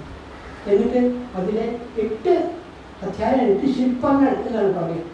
ആദ്യത്തെ ശില്പം മംഗളോദയത്തിൽ പ്രശ്നപ്പെടുത്തി തമ്പുരാൻ്റെ അപ്പം തമ്പുരാൻ്റെ കുറിപ്പുകളോട് കൂടിയാണ് മംഗളോദയത്തിൽ അത് പറഞ്ഞത്. എന്താണ് മണിപ്രവാളം എന്നുള്ളതിനെ പറ്റി പറയുന്നത്, കൂന്തൽവാദം എന്നൊക്കെ പറഞ്ഞാൽ അതിനെ കുറച്ച് സാങ്കേതിക കാര്യങ്ങളാണ്. അതൊക്കെ ഒന്നാം ശില്പത്തിലാണ്. അത് അദ്ദേഹം പ്രശ്നപ്പെടുത്തി കഴിഞ്ഞപ്പോഴും ഈ പി.വി. കൃഷ്ണവാര്യർ നല്ല വൈദ്യൻ മാത്രമല്ല, നല്ല കച്ചവടക്കാരനും കൂടിയായിരുന്നു. കോട്ടയ്ക്കൽ വൈദ്യശാലയുടെ സ്ഥാപനം. അദ്ദേഹം പറഞ്ഞു, എൻ്റെ പേര് വയ്ക്കണത് എൻ്റെ അടുത്ത് നല്ല എഴുതാൻ ഉപയോഗിക്കുക, എൻ്റെ പേര് വയ്ക്കണം. അത് വെച്ചിട്ടില്ല. അത് ഈ 2 തമ്മിലൊന്നും ഇഷ്ടമായില്ല. അതിൽ ഈ ചെടിയ പേര് വയ്ക്കണം. അതിൻ്റെ പരിഭാഷ എഴുതിയത് അപ്പം തമ്മിലാണല്ലോ, അദ്ദേഹത്തിൻ്റെ പേര് വെച്ചിട്ടില്ല. ഇത് മലയാളിയുടെ പൊതുസ്വത്താണ്. ആരോ പണ്ട് എഴുതിയൊരു പുസ്തകം, അത് മലയാളിയുടെ തറവാട്ട് മുതലാണ്. അതിപ്പോൾ പി.വി. കൃഷ്ണവാര്യർ സ്വന്തമാണ് എഴുതിയില്ല. അപ്പോൾ കൃഷ്ണവാര്യർ അതില്ല, എൻ്റെ പേര് വെച്ചില്ലെങ്കിൽ അത് പുസ്തകത്തിലുണ്ടാവും. എന്നാൽ പുസ്തകത്തിലുള്ള എന്താ ഒരു തീരുമാനിക്കുന്നത്. ആ കൃഷ്ണവാര്യർ പറഞ്ഞ എന്നാൽ അവിടെ നിന്ന് ഇടയ്ക്കിടയ്ക്ക് ആറ്റൂർ ഇവിടെ വരും. ആറ്റൂരിൻ്റെ അടുത്ത് ആ ഗ്രന്ഥം തിരിച്ചു കൊടുത്തേക്കാൻ മതി. ശരി ആറ്റൂരിൻ്റെ അടുത്ത് വെച്ചു. ആ ആറ്റൂർ എന്ത് ചെയ്തു, രാത്രി പകർത്തി. അത് പകർത്തി വെച്ചിട്ടാണ് ഗ്രന്ഥം കൊണ്ടുപോയി അങ്ങോട്ട് കൊടുത്തു. അവിടെ കുറച്ച് കൃഷ്ണവാര്യ ഇതൊക്കെ ഏൽപ്പിച്ച് ആറ്റൂര് തിരിച്ചു വന്നു. തിരിച്ചു വന്ന് 2 ആഴ്ച കഴിഞ്ഞപ്പോൾ AR രാജരാജൻ്റെ അസിസ്റ്റൻ്റായിട്ട് തിരുവനന്തപുരം യൂണിവേഴ്സിറ്റി കോളേജിൽ ആറ്റൂരിന് നിയമനം കിട്ടി. ആറ്റൂർ അങ്ങോട്ട് പോയപ്പോൾ ഈ പകർത്ത് കൊണ്ടു അവിടെ വെച്ച് അത് എഴുതാം. അവരുടെ ഒരു സൗഹൃദ സംഭാഷണത്തിനിടയിൽ ARനോടൊക്കെ ഈ കാര്യം പറഞ്ഞു, എങ്ങനെ ഒരു ഉള്ളൂരിൻ്റെ ചിന്തി എന്താണെന്ന് നോക്കണം എന്ന് ഉള്ളൂര് ഒരു ദിവസം രാത്രി എത്തിയാൽ തരണം കൊണ്ട് പോയി വാങ്ങിച്ചു. ഉള്ളൂര് ചെയ്യുന്നതെന്ന് വെച്ചാൽ രാത്രി എത്തിക്കുന്ന പകർത്തേക്ക് ഉള്ളൂരാണ് പറഞ്ഞത്. അപ്പോൾ ആറ്റൂർക്ക് പറ്റുന്നത് ഉള്ളൂരിൽ ചെയ്യുന്നത് സെക്രട്ടറിയുടെ വലിയ ഉദ്യോഗസ്ഥരാണ്. അത് അച്ചടിച്ച് വൃത്തപ്പെടുത്താൻ അദ്ദേഹത്തിന് എളുപ്പമാണ്. താനിത് മാറ്റപ്പെടുത്തി വരുമ്പോഴത്തേക്കും ഉള്ളൂരിൻ്റെ പേരിലാവും ഒരു എടുത്ത് തിരിച്ചു വന്നു മാറ്റും. അറ്റൂര് വന്നിട്ട് അതിന് കുറേ ഭാഗങ്ങൾ KP നാരായണൻ മാറ്റി. അറ്റൂരിൻ്റെ ശിഷ്യനാണല്ലോ KP നാരായണൻ. ഗുരുനാഥൻ പറഞ്ഞാൽ പിന്നെ KP നാരായണൻ സാറിന് യാതൊരു കാര്യമില്ല. അതിൻ്റെ അതിൽ കുറേ ശില്പങ്ങൾ അതിനാണ് അത് പ്രശ്നപ്പെടുത്തിയത്. പക്ഷെ പ്രശ്നപ്പെടുത്തിയത് ആറ്റൂരിൻ്റെ പേരിലാണ്. ആറ്റൂര് അത് പ്രശ്നപ്പെടുത്തി കഴിയുമ്പോൾ പിന്നെ ഉള്ളൂരിനായി വലിയ താല്പര്യമൊന്നും തോന്നി. പക്ഷെ ഞാൻ പറഞ്ഞു വരുന്ന കാര്യം, ഈ 1ാം ശില്പം മാത്രമല്ല, 2-3 ശില്പങ്ങൾ സന്ധി കാര്യങ്ങളെപ്പറ്റി ചർച്ച ചെയ്യുന്ന 2-3 ശില്പങ്ങൾ കൂടി അപ്പന്തപുരം പരിഭാഷപ്പെടുത്തിയിരുന്നു. അത് പിൽക്കാലത്ത് മംഗളോദയത്തിൽ ലേഖനത്തിൽ വന്നിട്ടുണ്ട്. അദ്ദേഹത്തിൻ്റെ മംഗളമാലയിൽ ഭാഷയെ പറ്റിയുള്ള ലേഖനം ആ വിവർത്തനങ്ങളാണ്. അതായി അപ്പന്തപുരനെ പറ്റിയുള്ള ഒരു പഠനത്തിൽ അങ്ങനെ സൂചിപ്പിച്ചിട്ടുണ്ട്. അപ്പന്തപുരൻ ലീലാതിലകത്തിൻ്റെ പ്രഥമ ശില്പം മാത്രം പരിഭാഷപ്പെടുത്തി അതിനെ നമുക്ക് ഒരു വിവരമുണ്ട്. അതല്ല, അദ്ദേഹം മറ്റേ 2 ഭാഗവും 2 ശില്പങ്ങളും കൂടി പരിഭാഷപ്പെടുത്തിയിട്ടുണ്ട് എന്നതാണ്. അക്കാലത്ത് വന്ന മറ്റൊരു പരിഷ്കാരമായിരുന്നു പച്ചമലയാള പുസ്തകം. അതൊരു ആനന്ദം. മലയാളിക്ക് സംസ്കൃതത്തിൻ്റെയും ഇംഗ്ലീഷിൻ്റെയും സഹായം കൂടാതെ ആശയവിനിമയം പറ്റും. പറ്റില്ല എന്ന് വേണം. ജീവൻ ഭാഷകളൊക്കെ അങ്ങനെ തന്നെയാണ്. മറ്റൊരു ഭാഷയിൽ നിന്ന് കടം വാങ്ങി ഒരുപാട് വാക്കുകൾ ഉപയോഗിക്കും. ഭൗതികമായി ഉയർന്നു നിൽക്കുന്ന ഒരു സംസ്കാരത്തിൽ ഉള്ളവരുടെ ഭാഷയുമായിട്ട് ഭൗതികമായി കാണാൻ സൗകര്യങ്ങളുള്ള ഒരു ഭാഷ സംസാരിക്കുന്ന ആളുകൾ ഇടപഴകി കഴിഞ്ഞാൽ മുകളിൽ നിന്ന് കീഴ്പോട്ട് ഒരുപാട് വാക്കുകൾ വരും. അതാണ് സ്വാഭാവികമാണ്, എല്ലാവരിലും അങ്ങനെയാണ്. മലയാളിയുടെ ഭൗതിക സൗകര്യത്തെക്കാൾ ഉയർന്ന ഭൗതിക സാഹചര്യമായിരുന്നു ഇംഗ്ലീഷുകാർക്ക്. അതുകൊണ്ട് ഇംഗ്ലീഷുകാരുടെ ഒരുപാട് വാക്ക് നമ്മൾ സ്വീകരിച്ചു. നമുക്ക് അങ്ങോട്ട് കൊടുക്കാൻ കയറോ വീട്ടിൽ ചക്കയോ അങ്ങനെ 3-4 വാക്കുകളുണ്ടായിരുന്നു. ഇപ്പം അവസാനം നമ്മൾ കൊടുത്ത അയ്യോ എന്നുള്ള വാക്കാണ്. ഓക്സ്ഫോർഡ് ഡിക്ഷണറിയുടെ പുതിയ എഡിഷനിൽ മലയാളത്തിൽ കിട്ടിയ അവസാനത്തെ വാക്കാണ് അയ്യോ എന്നുള്ളൊരു എക്സ്പ്ലനേഷൻ അവർക്ക് കിട്ടിയത്. അതെല്ലാ ഇതിലും അങ്ങനെയാണ്. ഇംഗ്ലീഷുകാരൻ്റെ ഒരുപാട് വാക്കുകൾ ഫ്രഞ്ചിൽ നിന്നാണ് വന്നത്. ടേബിൾ, ചെയർ, അൽമേറ, സ്മിത്ത് ഇതൊക്കെ ഫ്രഞ്ച് വാക്കുകളാണ്. ഇംഗ്ലീഷുകാരന് സ്വന്തമായിട്ടുണ്ടായിരുന്ന ബുച്ചറാണ്, പിന്നൊന്ന് സ്റ്റൂളാണ്. ഈ ചെയറും ഒരുപാടൊന്നും ഉണ്ടായിരുന്നില്ല, സ്റ്റൂളാണ് ഇംഗ്ലീഷുകാരൻ. അത് ലോകത്തിലെ എല്ലാ ഭാഷകളിലും ഉള്ളതാണ്. അപ്പം തന്നെ ഈ പച്ച മലയാളത്തെ പ്രോത്സാഹിപ്പിച്ചു വരുന്നത്. പക്ഷേ പച്ച മലയാളം എന്നൊരു ലേഖനം ഉണ്ടായിരുന്നു. ബാക്കി എല്ലാവരും പച്ച മലയാളത്തിൽ കവിതകളെ എഴുതിയിട്ടുണ്ട്. പച്ച മലയാളത്തിൽ ഒരു ഉപന്യാസം, 1.5 പാരഗ്രാഫ് ഉണ്ട്, അത് എഴുതിയതൊക്കെ മലയാളം മാത്രമേ. വേണമെങ്കിൽ തനിക്ക് ഇതൊക്കെ ചെയ്യാൻ പറ്റും. പക്ഷെ എന്തിനാണ് അത് കേസരി പറഞ്ഞതിന് അനുസരിച്ച് കേസരി പച്ച മലയാളം എന്നല്ല പറഞ്ഞു, ഉണക്ക മലയാളം. കാരണം ഒരാവശ്യമില്ലാതെ ഇങ്ങനെ ഉണക്കി വെച്ച് നമുക്ക് സങ്കടം തോന്നും ചില പച്ച മലയാള കൃതികളൊക്കെ വായിച്ചാൽ. അത് അവരെ കൃത്യമായിട്ട് കൈകാര്യം ചെയ്തത് ഒരു കവി മാത്രമേ. ഇവരുടെ സമകാലീനനായിരുന്നു കുണ്ടൂർ നാരായണൻ. അനുഗ്രഹീത കവിയായിരുന്നു കുണ്ടൂർ നാരായണൻ. അതിമനോഹരമായിട്ട് പച്ച മലയാളം എഴുതിയുണ്ട്. കുഞ്ഞുകുട്ടി വരാൻ പോലും പറ്റാത്ത മട്ടിൽ എന്ന് ഞാൻ പറയും. പുല്ലാണെനിക്ക് മലയാളികൾ ഇന്ന് നടക്കണ്ടല്ലാതെ തെന്മൊഴി കടുത്തിടുവർന്നിരിക്കം െല്ലായാൽ ഇവനിൽ നിന്ന് കനിഞ്ഞിടയണം, അല്ലായെങ്കിൽ അങ്ങളകൻ പണി ഞങ്ങൾ ചെയ്യും. വാളയെ തെളിഞ്ഞിടുക നിങ്കണി തീർന്നതില്ല, നാളേക്ക് നിറ്റിടുക നിന്റെ ഉറക്കമില്ല. ആളേറെയുണ്ട് വടക്കി വരുന്നു എന്തെല്ലാളെ നിനക്ക് ഈ മുൻപൊരു കാഴ്ച കാണുവാൻ. ഇങ്ങനെ അനായാസമായിട്ട് എഴുതി. എന്നിട്ട് പോലും അദ്ദേഹത്തിന് ഒരു പാർവതി പഞ്ചകം എന്നൊരു പച്ചമലയാള കൃതിയുണ്ട്. മിക്കവാറും ആളുകൾ കണ്ടുണ്ടാവില്ല. അതിൽ ശിവനെ പറ്റി പറയുമ്പോൾ വിഷാസനൻ എന്ന് പ്രയോഗിച്ചാൽ മതി. പക്ഷെ വിഷം സംസ്കൃതമാക്കണം. അശനും അത് ഉപയോഗിക്കാൻ പറ്റില്ല. അതുകൊണ്ട് ഈ കുണ്ടൂർനാരായണൻ പച്ചമലയാള കമ്പം കയറിയിട്ട് ചെയ്തത് എന്താണെന്നറിയാം. മറ്റുള്ളവരെങ്ങാനും ചാപ്പിട്ടാൽ ചത്തുപോകുന്ന ചോറ് തിന്നുന്നവരെ സംബോധന ചെയ്തിട്ടുണ്ട്. ശിവനെ പ്രത്യക്ഷപ്പെടുത്താൻ പാർവതി പോയിട്ട് ആ ഒരു രീതിയിലാണ്. അതുകൊണ്ടാണ് ഈ പച്ച മലയാളത്തിൽ ഒക്കെ ഇങ്ങനെ പറയുന്നത്. അപ്പോൾ തന്നെ മഹത്വത്തെ, വ്യക്തിയുടെ മഹത്വത്തെ പറ്റി പറയുന്നത് അങ്ങനത്തുള്ള കാര്യങ്ങൾ കൂടി ഓർക്കാനുണ്ട്. രാജകുടുംബത്തിൽപ്പെട്ട അംഗമാണ് എന്നൊക്കെ പറഞ്ഞാലും വരുമാനമൊക്കെ കഷ്ടിയായിരുന്നു. പലപ്പോഴും മദ്രാസ് യൂണിവേഴ്സിറ്റിയിലെ വിദ്വാൻ പരീക്ഷയ്ക്കും ശിരോമണി പരീക്ഷയ്ക്കും ഒക്കെ ഉള്ള പേപ്പർ വാല്യൂ ചെയ്യുകയും ചെയ്യും, ക്വസ്റ്റ്യൻ പേപ്പർ സെറ്റ് ചെയ്യുകയും ചെയ്യും. പ്രബുദ്ധരാണ് അദ്ദേഹം നിർമ്മിച്ചിരുന്നത്. അദ്ദേഹത്തിൻ്റെ വീട്ടിൽ പണിയെടുത്തിരുന്ന ജോലിക്കാർ 60-65 വയസ്സാകുമ്പോൾ പണിയെടുക്കാൻ വയ്യേണ്ടത് അവരവരുടെ വീട്ടിലേക്ക് പോയി. പോകുമ്പോൾ തമിഴാൻ അവർക്ക് അന്ന് 2 രൂപ 3 രൂപയ്ക്കാണ് വീട്ടുകാരൊക്കെ മാസം ശമ്പളം. തമിഴാൻ അവർക്ക് അവർ പണിയെടുത്തിരുന്ന കാലത്ത് കിട്ടിയിരുന്നതിൻ്റെ ഇരട്ടി തുകയാണ് പെൻഷനായിട്ട് കൊടുക്കും അയച്ചു കൊടുത്തിരുന്നത് മാസം. 3 രൂപ പ്രതിമാസം ശമ്പളം കിട്ടുന്ന ആൾക്ക് പെൻഷൻ മാസം 6 രൂപ. തമിഴ്നാട് ചെയ്തതായിരിക്കും. ഇവിടെ ആകുമ്പോൾ ഭക്ഷണം കൂടെ കഴിയുന്നത്. ഇപ്പം അവർക്ക് അത് പറ്റുന്നത്. ആ മനുഷ്യത്വം എന്ന് പറയുന്ന ഒരു അത്രയും വലിയൊരു യോഗ്യത വേറെ കാലത്ത് കിട്ടാനില്ല എന്നുള്ളതാണ്. വളരെ രസകരമായ ഒരു സംഭവമുണ്ട്. തമിഴ്നാട് ജീവിക്കുന്ന കാലത്താണ് 1903 എന്നുവെച്ചാൽ തമിഴ്നാട്ടിൻ്റെ നിറ യൗവന കാലം ആണ് കുറിയാടത്ത് താത്രിയെ സ്മാർത്താചാരം ചെയ്തത്. ആ സ്മാർത്താചാരത്തിൽപ്പെട്ട 65 പേരെ ബഹിഷ്കരിക്കുകയും ചെയ്തു.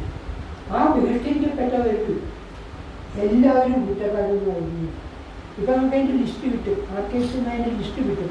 66 പേരാണ്, 65 പേരാണ് സ്മാർട്ടവിചാരത്തിൽ ബഹിഷ്കരിച്ചത്. അതിൽ നാനാ ജാതി മതസ്ഥരായിട്ടുള്ള ആളുകളുണ്ട്, അവരെയൊക്കെ ബഹിഷ്കരിച്ചു. അതിന് അന്നത്തെ രാജാവ് അദ്ദേഹത്തിന് വിരോധമുള്ള ചില ആളുകളുടെ പേര് കൂടി കുടിയെടുത്ത് താല്പര്യത്തോട് പറയിപ്പിച്ചു എന്ന് അന്ന് തന്നെ ഒരു ശ്രദ്ധയുണ്ട്. ആ കൂട്ടത്തിൽപ്പെട്ട ഒരാളാണ് വലിയ വേദപണ്ഡിതനായിരുന്ന VK നാരായണ ഭട്ടതിരി. അദ്ദേഹത്തിൻ്റെ ഒരു പുസ്തകം നമുക്കൊക്കെ കിട്ടും, വേദാർത്ഥ വിചാരം എന്ന് ചെറിയ പുസ്തകമുണ്ട്. അത് വലിയ ദുഃഖമായിരുന്നു ഭട്ടതിരിക്ക്. ചെയ്യാത്ത തെറ്റിന് ശിക്ഷിക്കപ്പെടുകയാണ്, സമുദായ ഭ്രഷ്ടനാവുകയാണ് ചെയ്യുന്നത്. ആ വിചാരണയുടെ അവസാന ഘട്ടത്തിലാണ് VK നാരായണ ഭട്ടതിരി 63 പേരുടെ പേരും പറഞ്ഞു കഴിഞ്ഞതിന് ശേഷം ഇവിടത്തെ രാത്രി കൈവരൽ ചൂണ്ടി സ്മാർത്തനം ഇനി പറയണോ എന്ന് ചോദിച്ചു. അപ്പോൾ സ്മാർത്തനം മനസ്സിലായി ആ വിരലിൽ ഇട്ടിരിക്കുന്നത് കൊച്ചി രാജാവിൻ്റെ മോതിരാണ്, അത് ചൂണ്ടിക്കാണിക്കാൻ ഇനി പറയണോ വേണ്ട ഇവിടെ വെക്കാൻ. കാരണം അടുത്ത് പറയാൻ പോകുന്നത് രാജാവിൻ്റെ പേരാണ് എന്നറിയാം. അങ്ങനെയാണ് അത് ആ സ്മാർത്ത വിചാരം നടന്നത്. പക്ഷെ രാജാവിന് അവരോട് വലിയ താല്പര്യമായിരുന്നു. സ്മാർത്ത വിചാരം കഴിഞ്ഞാൽ ആ സ്ത്രീയെ മറ്റേ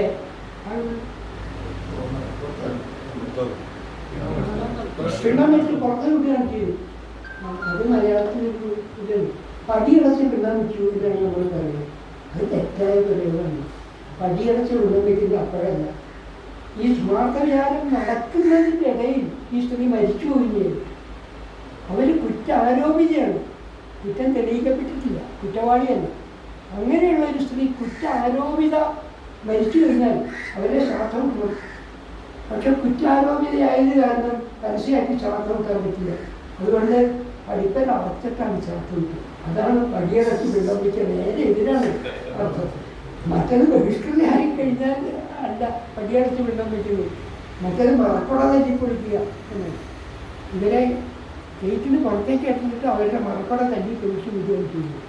അങ്ങനെ ചെയ്യുമ്പോൾ മന്നനാറിൻ്റെ പേരായിട്ട് മലബാറിലുള്ള ഒരു ഈഴവ കുടുംബത്തിലേക്ക് അവർ ചെയ്യുന്നു. അവിടെ അവർക്ക് അഭയം കിട്ടും. അതല്ലെങ്കിൽ അവർക്ക് നാട് വിട്ടു പോവാം.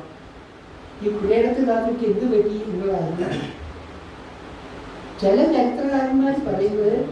അവരെ ചാലക്കുടി പുഴയുടെ തീരത്ത് ഒറ്റപ്പെട്ട ഒരു വീട്ടിൽ മഹാരാജാവ് മുൻകൈയെടുത്ത് താമസിപ്പിച്ചിരുന്നു. അവരോട് അദ്ദേഹത്തിൻ്റെ താല്പര്യം എപ്പോഴും കുറഞ്ഞിരുന്നില്ല എന്ന് അർത്ഥം. അതറിയില്ല. ഏതായാലും ഈ VK നാരായണ ഭട്ടതിരി തെറ്റ് ചെയ്യാതെ കുളിക്കാതെ ഇങ്ങനെ നിൽക്കുന്നു എന്ന് നമ്മൾ പറയുന്നത് പോലെ കഷ്ടമാക്കപ്പെട്ടിട്ടുണ്ട്. അദ്ദേഹം പിന്നീട് 2-3 കൊല്ലത്തേക്ക് ഭട്ടതിരിക്ക് ഇല്ലത്തിന് പുറത്തിറങ്ങാൻ വയ്യാത്ത അവസ്ഥയിൽ പുറത്തെവിടെയാണ് അദ്ദേഹം താമസിച്ചിരുന്നത്. പിന്നെ കാലക്രമേണ ആ ദുഃഖം കൊണ്ട് ശ്രമിച്ചു കഴിഞ്ഞപ്പോൾ അദ്ദേഹം തൃശ്ശൂർ വന്ന് പത്തനംതിട്ടയെ കണ്ട് സംസാരിച്ചാൽ പോകാമെന്ന് ചോദിച്ചു. വേറെ കാണാൻ പറ്റില്ല, കാണാൻ കൂട്ടാക്കില്ല. അപ്പം എനിക്ക് വലിയ ദുഃഖമായി. മറ്റേ അന്ന് എന്നിട്ട് തിരിച്ച് മംഗളോദയം തിരിച്ചു വരും. മംഗളോദയത്തിൽ അന്നനാരായണ ശാസ്ത്രിയുണ്ട്, KVM K Vasudevan Mishra, KVM ഉൾക്കൊള്ളു. ഈ KVMനോടും അന്നനാരായണ ശാസ്ത്രിയോടും പറഞ്ഞു മുതലാൻ വലിയ പുരോഗമനമൊക്കെ പറയും, കാര്യം കുതിരസവാരി പഠിപ്പിക്കും, ടെന്നീസ് കളിക്കാൻ പഠിപ്പിക്കും, ഇംഗ്ലീഷ് പറയാൻ സംസാരിക്കും. പക്ഷേ ഇന്ത്യയുടെ നമ്മളെ മാമയുടെ തുണിയെ കഴിയുന്നു എന്നെ കാണുന്നു. ഈ അനന്തനാരായണ ശക്തി പരമശുദ്ധനായ മനുഷ്യന് അതിന് സാധിച്ചില്ല. ഞാൻ പോയി ചോദിക്കാം എന്ന് പോയി അയ്യത്തോട് പോയി അദ്ദേഹത്തോട് ചോദിച്ചു. VK നാരായണ ഭട്ടതിരി വന്നു കഴിഞ്ഞപ്പോൾ കാണണ്ടാവുന്നുണ്ട്. അത് മര്യാദയാണ്. അങ്ങനെയാണ് ശാസ്ത്രി എന്തായി പറയുന്നത്. കൊച്ചി മഹാരാജാവ് വിലക്കിയിട്ടുള്ള ഒരാളാണ്. ഞാൻ ആ കുടുംബത്തിലെ 11ാമത്തെ മക്കാരനാണ്. ഞാനിതിനെ അനുവദിക്കാൻ പറ്റില്ല. അയാളെന്തിന് ഈ അനുവാദം ചോദിക്കണേ? അതിന് നിങ്ങൾ വന്നാൽ മതി. അനുവാദം ചോദിച്ചാൽ എനിക്ക് കൊടുക്കാൻ പറ്റില്ല. കാരണം മഹാരാജാവിനെ കൽപ്പന നിഷേധിക്കണം. സന്തുഷ്ടനായ നാരായണ ശാസ്ത്രി വന്നു. പിറ്റേ ദിവസം 3 പേരും കൂടി അദ്ദേഹത്തിൻ്റെ അനുവാദമൊന്നും ചോദിച്ചില്ല. അവിടുത്തെ ഒരാഴ്ച അവിടെ താമസിച്ചാണ്. ആ മനുഷ്യൻ്റെ മനസ്സിൻ്റെ വലിപ്പം ഭട്ടതിരി നിരപരാധിയാണ് എന്ന് തമ്പുരാനും വേറൊക്കെ അറിയാം. പിന്നെ ഇതിന് പക്ഷേ രാജകുടുംബത്തിൽപ്പെട്ട ആൾക്ക് തടയാൻ പറ്റില്ല, അനുവാദം കൊടുക്കാൻ പറ്റില്ല. അങ്ങനെ എല്ലാ കാര്യത്തെയും വളരെ മാനുഷികമായിട്ടാണ് അദ്ദേഹം കണ്ടത്. അദ്ദേഹം വിവേകോദയത്തിൻ്റെ ഹെഡ് മാസ്റ്റർ, വിവേകോദയത്തിൻ്റെ മാനേജറായിരുന്നു, വിവേകാനന്ദ സ്കൂളിൻ്റെ മാനേജറായിരുന്നു. അക്കാലത്ത് മാനേജർ എന്ന് വെച്ച് കഴിഞ്ഞാൽ ചക്രവർത്തിയാണ്. അയാൾ വിചാരിച്ചാൽ സ്കൂളിൽ എന്ത് നടക്കും? ഒരാൾ നാളെ തുടങ്ങിക്കാൻ പഠിക്ക് വരണ്ട എന്നാൽ ഇല്ല, പഠിയില്ല. തിരുവാക്കി നിർവാഹമില്ലാത്ത കാര്യമാണ്. അന്ന് വി കെ കുഞ്ഞമ്മേനൻ, വടക്കേ കുടുംബത്തെ വി കെ കുഞ്ഞമ്മേനായിരുന്നു ഹെഡ് മാസ്റ്റർ. അപ്പം തന്നെയാണ് ഇതിൻ്റെ മാനേജർ. അങ്ങനെയാണ് വിവേകാനന്ദ സ്കൂൾ ഒരു പ്രൈമറി സ്കൂളായിട്ടാണ് തുടങ്ങിയത്. പിന്നെ അത് ഹൈസ്കൂളായി, കുട്ടികളുടെ എണ്ണം കൂടിയപ്പോൾ ഗേൾസ് ഹൈസ്കൂളും ബോയ്സ് ഹൈസ്കൂളായി ഒക്കെ വേർതിരിയാണ്. ആ കാലമൊക്കെ ആയപ്പോഴേക്കും അപ്പം തന്നെയാണ് പോകുന്നത്. ഞാൻ പറഞ്ഞു വരുന്നതല്ല, ഈ അപ്പം തന്നെ എൻ്റെ വിനയത്തെ സൂചിപ്പിക്കാൻ വേണ്ടിയിട്ടാണ്. ഈ വീക്കിൽ കൃഷ്ണമേനൻ, വടക്കേ കുടുംബത്തെ കൃഷ്ണമേനൻ കുറച്ച് കാലം കഴിഞ്ഞപ്പോൾ ജോലി രാജിവെച്ച് അദ്ദേഹം രാമകൃഷ്ണ മഠത്തിൽ സന്യാസിയെ ത്യാഗീശാനന്ദ സ്വാമി എന്നുള്ള പേരാണ് ഞാൻ സ്വീകരിച്ചു. ത്യാഗീശാനന്ദ സ്വാമിയാണ്. ഒരിക്കൽ അപ്പം തന്നെ വിവേകാനന്ദ സ്കൂളിലെ മാനേജറിൻ്റെ മുറി എന്തോ ഫയലൊക്കെ നോക്കിക്കൊണ്ടിരിക്കുമ്പോഴാണ് പഴയ ഹെഡ് മാസ്റ്റർ സ്കൂളൊന്ന് കാണാൻ പോകും. അപ്പോൾ അതിന് മുന്നോക്കെ ആയിട്ടാണ് ത്യാഗീശാനന്ദ സ്വാമികളായിട്ടുള്ളത്. അപ്പം തന്നെ എഴുന്നേറ്റിന്ന് അദ്ദേഹത്തെ സാക്ഷാത്കാരം നമസ്കരിച്ചു. ത്യാഗീശാനന്ദ സ്വാമിയുടെ ഒരു കാര്യം കിട്ടും. പഴയ ഹെഡ് മാസ്റ്ററാണ് മാനേജറെ പഴയ ഹെഡ് മാസ്റ്ററാണ് ഈ മാനേജറെ ഒന്ന് നമസ്കരിക്കുന്നത്. ഇതെന്താ കഥ? ഞാൻ ആ ഋഷി പരമ്പരയാണ് നിർമ്മിച്ചത്. അതാണ് അദ്ദേഹത്തെക്കുറിച്ച്. ജീവിതത്തിൻ്റെ അവസാന കാലത്ത് അദ്ദേഹത്തിന് ഒരുപാട് ദുഃഖങ്ങൾ സഹിക്കേണ്ടി വന്നു. അദ്ദേഹത്തിൻ്റെ മൂത്ത മകൻ വലിയ നാടകക്കാരനായിരുന്നു. അദ്ദേഹം തൃശ്ശൂരിൽ ഒരുപാട് നാടകങ്ങൾ അരങ്ങേറിയിരുന്നു. അദ്ദേഹത്തിന് പെട്ടെന്നൊരു ദിവസം കാഴ്ചയ്ക്ക് മങ്ങൽ വന്നു. മദ്രാസിൽ പോകണം, അത് ചികിത്സിക്കേണ്ടി. മദ്രാസിൽ പോകാൻ ഉള്ള പണമില്ല. ആ പണം സംഘടിപ്പിക്കുന്നതിന് 2-3 ദിവസം വൈകി. അതുകൊണ്ട് അദ്ദേഹത്തിൻ്റെ കാഴ്ച നഷ്ടപ്പെട്ടു. അധികം താമസിയാതെ ഹൃദ്രോഗം ബാധിച്ചതിന് മരിച്ചു. അദ്ദേഹത്തിൻ്റെ രണ്ടാമത്തെ മകൻ സ്കൂൾ ടീച്ചറായിട്ട് കുട്ടികളെ എക്സ്കർഷൻ കൊണ്ടുവരികയാണ്. ആ എക്സ്കർഷൻ കഴിഞ്ഞ് തിരിച്ചു വന്നിട്ട് വീട്ടിലെത്തിയപ്പോൾ ആകെ അസുഖം തോന്നി. 2-3 ദിവസം പനി പിടിച്ചു കഴിഞ്ഞു. ആ രണ്ടാമത്തെ മകൻ മരിച്ചു. അങ്ങനെ വാർദ്ധക്യകാലത്ത് ഒരു 3 കൊല്ലത്തിൻ്റെ ഇടയിലാണ് അപ്പം തന്നെ ഈ 2 ആൺമക്കളും മരിച്ചത്. വല്ലാത്ത ദുഃഖമായിരുന്നു അദ്ദേഹത്തിന്. ഇരിഞ്ഞാലക്കുടെ കൊച്ചിയിലൊരു തമ്പരാൻ ഉണ്ടായിരുന്നു. അപ്പം തമ്പരാൻ്റെ അടുത്ത സുഹൃത്ത് അദ്ദേഹവുമാക്കായ തന്നെ ഈ 3 മരണങ്ങൾ വല്ലാതെ അദ്ദേഹത്തെ വിളിച്ചു. അതിനു മുമ്പ് അദ്ദേഹത്തിൻ്റെ മകളും അദ്ദേഹത്തിൻ്റെ മലയിൽ ഇവരായിട്ടുള്ള മകൾ, ആ സ്ത്രീ വിവാഹിതയായിട്ട് ഒരു ആദ്യത്തെ പ്രസവം കഴിഞ്ഞതോടുകൂടി അവർക്ക് ബുദ്ധിഭ്രമം നേരിട്ടു. സ്ഥിരബുദ്ധി ഇല്ലാതായിരുന്നു. ആ പൗത്രി വേറെക്കാലം അപ്പനമ്മേൻ്റെ കൂടെയാണ് അഞ്ചോടി താമസിക്കുന്നത്.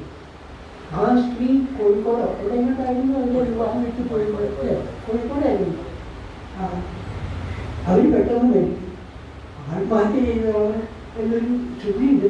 നമുക്കതിനെ പറ്റി ആധികാരികമായി പറയാനൊന്നും പറ്റില്ല. അങ്ങനെ മകള് മരിച്ചു, 2 ആൺമക്കൾ മരിച്ചു, അടുത്ത സുഹൃത്ത് മരിച്ചു, സാമ്പത്തികമായി തകർന്നു. ഇങ്ങനെ അദ്ദേഹത്തിന് അവസാന കാലമായപ്പോഴത്തേക്കും ഡയബറ്റിസ് വന്നു, രോഗത്തിൻ്റെ തീവ്രത. ഇതൊക്കെ കൊണ്ട് ഒരു മനുഷ്യന് സഹിക്കാവുന്നതിൽ കൂടുതൽ വേദന അവസാന കാലത്തിൽ കിട്ടി. അവിടെ അയ്യന്നൂരിലുള്ള തിരുവാണി ക്ഷേത്രം, ആ ക്ഷേത്രം പുനരുദ്ധാരണത്തിന് അപ്പം തന്നെ ശ്രമിക്കുന്നു. ആ ക്ഷേത്രത്തിൻ്റെ ഉടമസ്ഥന്മാർ ഒരു നമ്പൂതിരി കുടുംബമായിരുന്നു. ആ നമ്പൂതിരി കുടുംബം സാമൂതിരിയുടെ പക്ഷക്കാരാണ്. അതുകൊണ്ട് കൊച്ചി രാജാവിന് ആ ക്ഷേത്രത്തോട് താല്പര്യമൊന്നുമില്ല. ഒടുക്കം ആ ക്ഷേത്രം കൊച്ചി രാജാവിന് ഒരു സഹായവും ചെയ്യില്ല. സാമൂതിരിക്ക് കാര്യം വാങ്ങിച്ച് അദ്ദേഹം അവിടെ ഇരിക്കും. അപ്പോൾ അത് ഇല്ലാതെ അങ്ങനെ ഇല്ലാതായിട്ട് ആ ക്ഷേത്രം ഇല്ലി കൊഴിയാറായി എന്ന് കഴിയുമ്പോൾ അപ്പത്തത്തിലാണ് മഹാരാജാവിനെ കണ്ട് ഇങ്ങനൊരു ക്ഷേത്രം ഉയർന്ന അവസ്ഥയിൽ കിടക്കണം, അത് പുനരുദ്ധരിക്കണം, ഈശ്വരകാര്യമാണ്, അതിൽ മറ്റു വഴക്കൊന്നും ആലോചിച്ചിട്ട് കാര്യമില്ല. ശരി, അപ്പം ഞാൻ ചെയ്തോളൂ, പുറം ഞാൻ തരാമെന്ന്. അപ്പം എന്തായാലും ഇതിനൊക്കെയോ പണം സ്വീകരിക്കണം. ആ ക്ഷേത്രം പുനരുദ്ധരിച്ചു. കുട്ടിമഹാരാജാവ് പണം കൊടുത്തില്ല. അത് സ്വന്തം കയ്യിൽ എടുക്കേണ്ടി വരും. അതാണ് ദാരിദ്ര്യത്തിൻ്റെയും കടക്കാരനായി തീർന്നു പറഞ്ഞത്. അതേപോലെ തന്നെയാണ് സിനിടോൺ ആരംഭിച്ചത്. അതിലും സൂചിപ്പിച്ചാണ്. സിനിടോണിൽ രസകരമായ ഒരു കാര്യം പറഞ്ഞിരുന്നു. പൂനെയിൽ നിന്നാണ് ഇത് ഡയറക്റ്റ് ചെയ്യാൻ ആളെ കൊണ്ടുവരുന്നത്. അത് ആദ്യത്തെ സംസാരിക്കുന്ന സിനിമയല്ല, അത് ഇന്ത്യയിൽ സംസാരിക്കുന്ന സിനിമയേ ഇല്ല. പിന്നെ 2 കൊല്ലം കഴിഞ്ഞിട്ടാണ് സംസാരിക്കുന്ന സിനിമ ഇന്ത്യയിൽ വരുന്നത്. ടോക്കിയല്ല. ആ സിനിമ സംവിധാനം ചെയ്യുന്നതിന് വന്നപ്പോൾ അപ്പോൾ തന്നെ ഇത് സ്ക്രിപ്റ്റ് എഴുതാൻ കഴിയില്ല. സിനിമ സ്ക്രിപ്റ്റ് അദ്ദേഹം കണ്ടെത്തിയത്. പക്ഷെ നാടകം എഴുതി ശീലമുണ്ട്. ഒരു നാടകത്തിൻ്റെ രീതിയിലാണ് എഴുതിയത്. എഴുതി കഴിഞ്ഞപ്പോഴാണ് തമ്പുരാൻ ഇയാൾക്ക് മലയാളം അറിയുന്നത്. തമ്പുരാൻ ഇംഗ്ലീഷിലാക്കിയാണ് കൊടുത്തത്. അദ്ദേഹത്തിന് വലിയ ബഹുമാനമായിരുന്നു തമ്പുരാൻ. പിന്നെ പണമില്ലാത്തതുകൊണ്ടാണ് ആ സിനിമ പൂർത്തീകരിക്കാൻ പറ്റാതെ പോയത്. ആ സിനിമയിൽ റിഹേഴ്സലിന് വന്ന 3 കുട്ടികളാണ് പിന്നെ മലയാളത്തെ സിനിമാ രംഗത്ത് തകർത്താടി നിന്നത്. ഒരാൾ തിക്കുറിശി സിനിമാനാണ്, ഒരാൾ SP പിള്ള, മറ്റൊരു ഫ്രഞ്ച് അങ്ങനെ കുട്ടിയായിട്ട് അവിടെ വന്നത്. ഇവർ 3 പേരാണ് ഈ ആ സിനിമയിൽ കുട്ടിക്കാരങ്ങളായിട്ട് അവിടെ വന്നിട്ട് സിനിമ കുട്ടിക്കാരെ വന്നു. അതിൽ ഏറ്റവും ഇവരുടെ ഈ ഡയറക്ടറായിട്ടുള്ള കൃത്യബന്ധത്തിൻ്റെ കൃത്യമായ സൂചന എന്ന് വെച്ചാൽ മഹാരാഷ്ട്രയിലേക്ക് ഈ സംവിധായകൻ മടങ്ങിപ്പോയി. അയാൾക്ക് 2 കൊല്ലം കഴിഞ്ഞ് ഒരു മകളുണ്ട്. മകളുണ്ടായപ്പോൾ സുന്ദരായ നായികയുടെ പേരാണ് കുട്ടിക്ക് കോമല എന്നത്.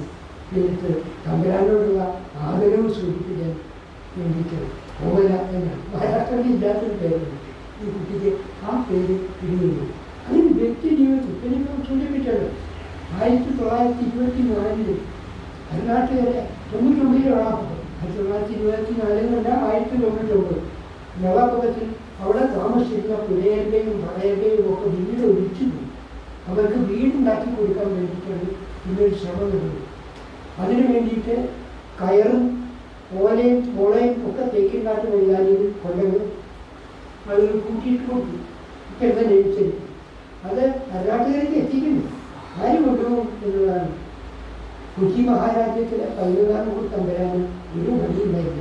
അതേ ഒരു കൈവണ്ടി എടുത്ത് അതിൽ ഈ ഒരുപെട്ട ഓലയും കുറെ കലകളും മുളയും വെച്ച് ഓടിക്കൊള്ളുന്നത് തമ്പുരാൻ ഇത് വരുത്തുന്നു എന്ന് പറഞ്ഞു.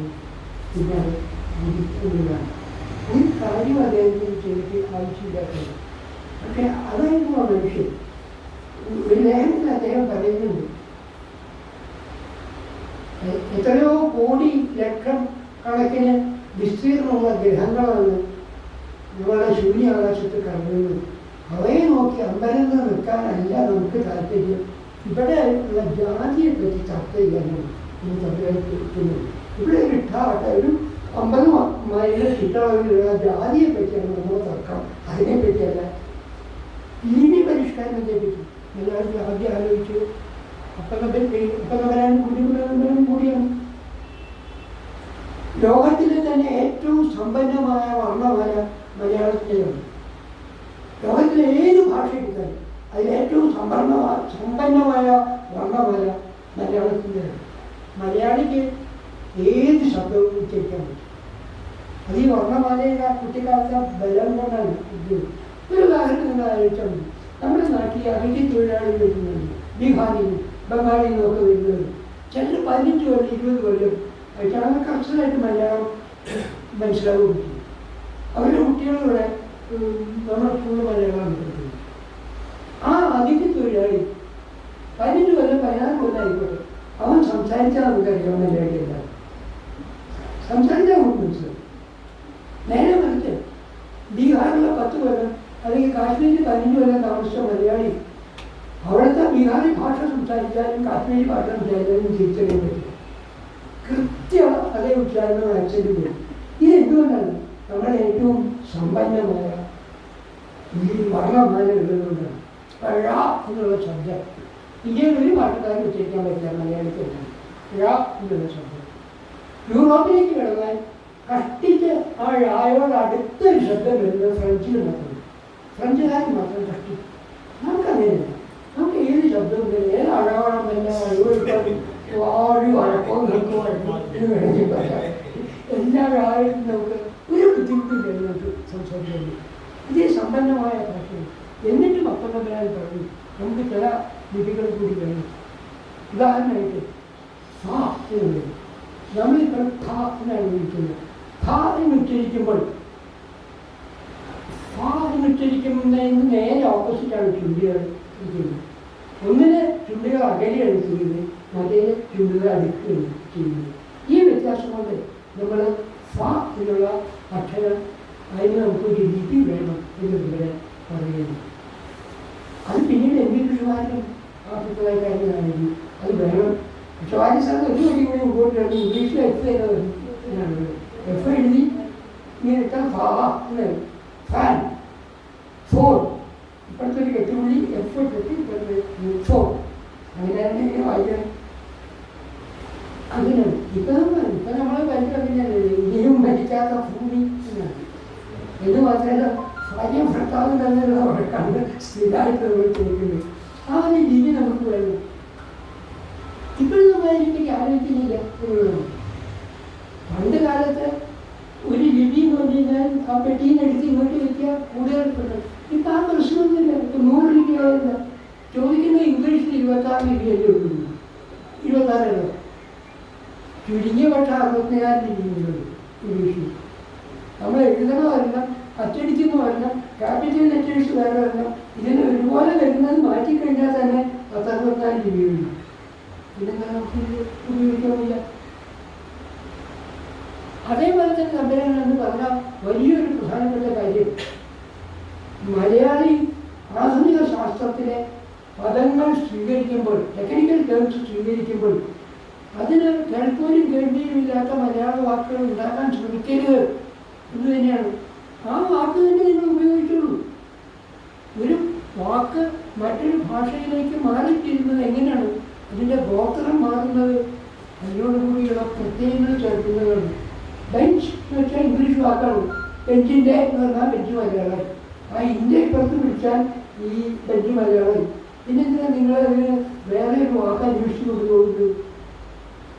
അത് വളരെ പ്രായോഗികമായിട്ടുള്ള രീതിയാണ്. എന്നിട്ട് ഈ അപ്പനമ്പരാൻ്റെയും വിനോദ നമ്പരാൻ്റെയും തമ്മിൽ സംഭാഷണത്തിൽ പലപ്പോഴും നമ്മൾ അവരുടെ ലേഖനങ്ങളൊക്കെ ഇതിൻ്റെ പുതിയ ലിപികൾ എങ്ങനെ സ്വീകരിക്കുന്നു. ചിലപ്പോൾ ഒത്തിരി അതിശയോക്തി കലർന്നു പോലും അപ്പനമ്പരാൻ ചോദിക്കേണ്ടത് ഈ എന്നുള്ള ലിപി എങ്ങനെയാണ്? അത് ആവശ്യമില്ല, നമുക്ക് മാറ്റാവുന്നതാണ്. ഉദാഹരണമായിട്ട് കിടക്ക എന്ന് എഴുതുമ്പോൾ ക എന്ന് എഴുതി വള്ളിയിടുകയാണ് ഈ എന്നത്. എന്നാൽ പിന്നെ ഈ എന്നുള്ള ഈ വള്ളി മാത്രം വരും. ഇങ്ങനൊരു വള്ളി ഇട്ടില്ല ഇല്ലാതെ രണ്ടിങ്ങനെ വായിക്കാം. അത്രയ്ക്കും കൊണ്ട് കുഞ്ഞുകുട്ടുന്നവരെ സ്വന്തം ഉണ്ടായിരുന്നില്ല. എങ്കിലും ഈ ലിപി പരിഷ്കരണം എന്നുള്ളൊരു ആശയം ഇത് 1914-15 കാലത്താണ് ലിപി പരിഷ്കരണത്തെ പറ്റി ഒരാൾ ആലോചിക്കുക എന്ന് പറയുന്നത്. എത്ര പ്രാർത്ഥനത്തിലായിട്ടാണ് അദ്ദേഹം ഈ കാര്യങ്ങൾ കണ്ടിരുന്നത് എന്നുള്ളതാണ്. അങ്ങനെ തൻ്റെ കാലഘട്ടത്തിനേക്കാളൊക്കെ വളരെ മുമ്പ് ജീവിച്ചിരുന്നതാണ്. വളരെ അഡ്വാൻസ്ഡ് ആയിട്ടുള്ള ചിന്തകൾ ഉണ്ടായിരുന്നു നിൽക്കുന്നത്. ആര്യ സമാജം, ആര്യ വൈദ്യ സമാജം അദ്ദേഹം സ്ഥാപിച്ചു, മുൻകൈയെടുത്ത് സ്ഥാപിച്ചു. ആര്യവൈദ്യ സമാജത്തിൻ്റെ ഒരു സമ്മേളനം നടന്ന് കോഴിക്കോട്ട് വെച്ചാണ്. അപ്പോൾ ഈ സംശയം, കൊച്ചി തമ്പുരാൻ കോഴിക്കോട്ട് ആയിട്ട് വളരെ ശത്രുക്കളാണ്. കൊച്ചി തമ്പുരാൻ കോഴിക്കോട്ട് സാമൂഹിക ക്ഷണം സ്വീകരിച്ച് അവിടെ ചെല്ലുമോ? അപ്പോൾ നമ്മൾ ചെന്നെന്താ പണ്ട് കാലത്ത് വഴക്കുണ്ടാവും. ഇപ്പം എന്താ വഴക്ക്? ഇപ്പം നമ്മളുടെ മുമ്പിലുള്ള വൈദ്യന്മാരും രോഗികളും രോഗികളെ ശുശ്രൂഷിക്കാൻ വൈദ്യം ചെയ്യുക എന്നുള്ളതാണ് വൈദ്യശാസ്ത്രത്തിൻ്റെ ധർമ്മം. അദ്ദേഹം പോയി. തൃശ്ശൂര് ആദ്യമായിട്ട് ഒരു മാസിക പ്രദർശനം നടത്തിയ അപ്പനമ്പരാനാണ്. ഇപ്പം നമ്മളുടെ വല്ല പുസ്തക പ്രദർശനം, നമ്മുടെ വലിയ സാഹിത്യ സമ്മേളനങ്ങളിലൊക്കെ പുസ്തക പ്രദർശനത്തിൻ്റെ അവിഭാജ്യമായ ഘടകമാണ്. അപ്പനമ്പരാനാണ് 1928 രണ്ടാമത്തെ സമസ്ത കേരള സാഹിത്യ പരിഷത്ത് നടന്നപ്പോൾ മലയാളത്തിൽ അന്ന് വരെ അച്ചടിച്ചിട്ടുള്ള എല്ലാ മാസികകളും സമാഹരിച്ച് പ്രദർശിപ്പിച്ചു.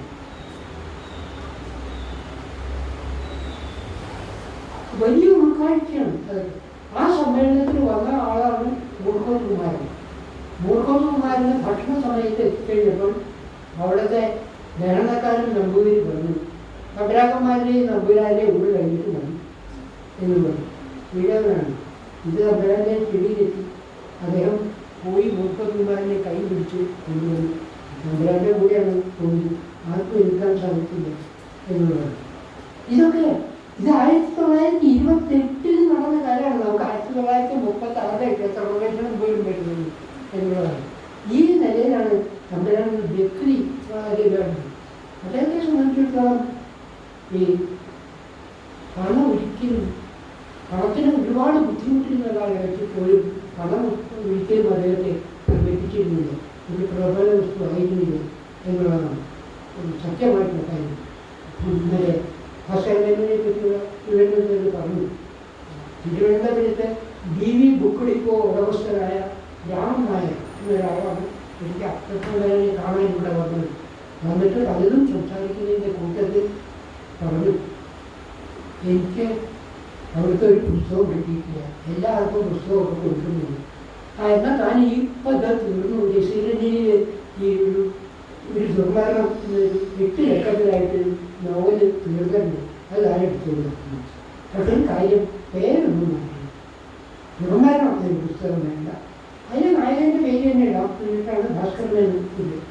ഈ രാമമേനൻ്റെ ഭാഗ്യാതിരേകം കൊണ്ടാണ് തമിഴ്നാട്ടിലും മലബാറിലും കൊച്ചിയിലും തിരുവിതാംകൂറിലും ഒക്കെ വിദ്വാൻ പരീക്ഷയ്ക്കും ഹൈസ്കൂളിലും ഒക്കെ ഇത് പഠിക്കുന്നത്. 10,000 കണക്കിന് പുസ്തകമാണ് ഒരു 4-5 കൊല്ലം കൊണ്ട് വിറ്റുനിന്നത്. ഒരുപാട് പണം ഈ രാമമേനന് കിട്ടി. അദ്ദേഹത്തിന് തോന്നി തമ്പരാജ് എന്തെങ്കിലും ഷെയർ കൊടുക്കണം എന്ന് പറഞ്ഞ് അദ്ദേഹം 1001 വെള്ളി രൂപ ഒരു കുട്ടി ചാക്കിൽ കെട്ടി തിരുവനന്തപുരത്ത് നിന്ന് വന്ന് കർണാടക വഞ്ചി ഇറങ്ങി അത് തോന്നി ചുമന്ന് തമ്പരാൻ്റെ വൃത്തിയെന്ന് നിർമ്മിക്കുന്നു. ഇതെല്ലാം അയാൾ കരുതപ്പെടുന്നു. കാരണം ഞാൻ പുസ്തകം വിറ്റിട്ടില്ലല്ലോ, ഞാൻ തനിക്ക് തന്നതല്ല, ഇത് ഞാൻ വാങ്ങിച്ചില്ല, ഞാനെങ്ങനെ തന്നു പറയാം, അതുകൊണ്ട് ഞാനിത് വിറ്റില്ല, കൊണ്ടുപോകും തിരിച്ചു കൊണ്ടുപോകും. അയാൾ വളരെ സങ്കടപ്പെട്ടാണ് വിറ്റിട്ട്. മാത്രമല്ല തമ്പരാൻ അപ്പം അയാളോട് കാര്യമുണ്ട്. കഴിഞ്ഞ തവണ താൻ വന്നപ്പോൾ കളച്ചക്ക കൊണ്ടൊരു വിഭവം ഉണ്ടാക്കിയിട്ടല്ലേ ഞാൻ കഴിച്ചത്, അത് എനിക്ക് ഇഷ്ടമായിരുന്നു. ആ കടപ്പാടിൻ്റെ നെഞ്ചിലേക്ക് കഴിക്കില്ലാതെ മുമ്പോട്ട് അത് കൊടുത്താണ്. എന്നിട്ട് അപ്പോഴാണ് പറഞ്ഞത് മെത്തപ്പായി കിട്ടുമെങ്കിൽ പറഞ്ഞാൽ ഇത് എന്താ കൊണ്ടുവന്നാണെന്ന്.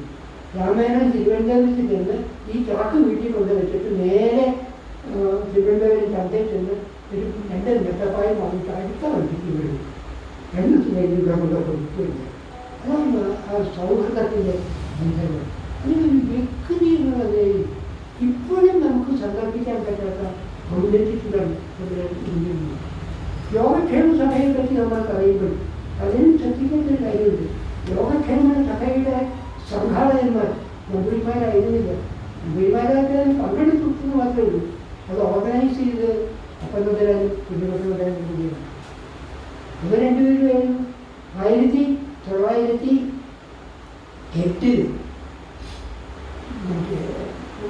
ശിവരാത്രി ദിവസം കുംഭമാസത്തെ ശിവരാത്രിക്ക് ആലുവയിൽ ഒരു നമ്പൂതിരി ഇല്ലത്ത് വെച്ചാണ് യോഗക്ഷേമ സഭയുടെ പ്രഥമ സമ്മേളനം നടക്കുന്നത്.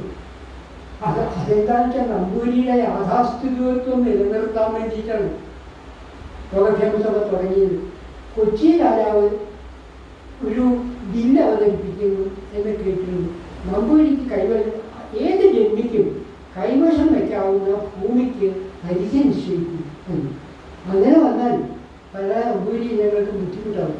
അതുകൊണ്ട് ആ നിയമത്തിൽ നിന്ന് രക്ഷ നേടാൻ വേണ്ടിയിട്ടാണ് സംഘടിക്കണം എന്ന് പറഞ്ഞ് യോഗക്ഷേമ സഭ രൂപപ്പെട്ടത്. പക്ഷേ അധികം കഴിയുന്നതിന് മുമ്പ് അത് നമ്പൂതിരിയെ മനുഷ്യനാക്കുന്ന സംഘടനയായി മാറിയിരിക്കുകയാണ്. അതിന് നേതൃത്വം വഹിച്ച് ആദ്യകാലത്തേക്ക് നേതൃത്വം വഹിച്ച് അപ്പന്തരാനും കുടുംബങ്ങളായിരുന്നു. നമ്പൂതിരിമാരായിരുന്നില്ല എന്നുള്ളതാണ്. അത് ചരിത്രത്തിലൊരു പ്രധാനപ്പെട്ട പ്രശ്നമാണ്. പിന്നെ അദ്ദേഹത്തിൻ്റെ കൃതികളെ പറ്റി പറഞ്ഞു. ഇപ്പോൾ വിനോദം പറയുണ്ടായി, നിരൂപണത്തെ സംബന്ധിച്ചിടത്തോളം കാഴ്ചപ്പാടുകൾ വ്യത്യസ്തങ്ങളായിരിക്കും. ഓരോ പുസ്തകവും പുനർമൂല്യ നിർണ്ണയം ചെയ്യണം ഓരോ കാലഘട്ടത്തിലും. ശരിയാണ്, നമ്മൾ പഴയ കാലത്തെ പോലെയല്ല ഒരു പുസ്തകത്തെ വായിക്കുന്നത്. ഒക്കെ പുനരായതിന് ആ ആനുകൂല്യം കൊടുക്കാമോ എന്നുള്ള കാര്യത്തിൽ എനിക്ക് സംശയമുണ്ട്. അഴീക്കോട് മാഷ് പറഞ്ഞാണ് ശരി. പുരോഗതി എന്ന് പറയുന്നത്, ആധുനികത എന്ന് പറയുന്നത് കാവ്യപാപങ്ങളെ മൂടി വയ്ക്കാനുള്ള തുണിയല്ല എന്ന് അഴീക്കോട് മാഷ് പറയുന്നത്. കാവ്യപാപങ്ങളെ മൂടി വയ്ക്കാനാണ് ആധുനികത എന്നിപ്പോൾ പല ആളുകളും ഉപയോഗിക്കുന്നത്. ഇത് ഒരു കെട്ട് പഴങ്കഥ എന്ന് അത്തരമെല്ലാം പറഞ്ഞു ശരിയാണ്. 14 പേജിൽ മംഗളോദയത്തിൽ വന്നൊരു കഥയാണ് പിന്നീട് ഈ 300ഓളം പേരുള്ള നോവലായി മാറിത്തിരിക്കുന്നത്. ആ നോവലിന് പല വ്യത്യാസങ്ങളുണ്ട്. കാരണം എന്താണെന്ന് വെച്ചാൽ ഈ പെരുമാൾ വാഴ്ച എന്ന് പറയുന്നത് അതിനെപ്പറ്റി നമുക്ക് കൃത്യമായിട്ടൊരു വിവരം ഇപ്പോഴും ഇല്ല എന്നുള്ളത്. അഥവാ പെരുമാൾ വാഴ്ച ഉണ്ടായിട്ടുണ്ടെങ്കിൽ അത് AD 2-3 നൂറ്റാണ്ടുകളായിരിക്കും. അക്കാലത്താണ് പെരുമാൾ വാഴ്ച ഉണ്ടായത്. പിന്നെ നമ്മളിപ്പോൾ അവരുമായിട്ട് കൺഫ്യൂസ് ചെയ്യുന്നത് 2ാം ചൈന സാമ്രാജ്യത്തെ പറ്റിയാണ്. അത് AD 8, 9, 10, 11 നൂറ്റാണ്ടുകളിൽ വന്നത്.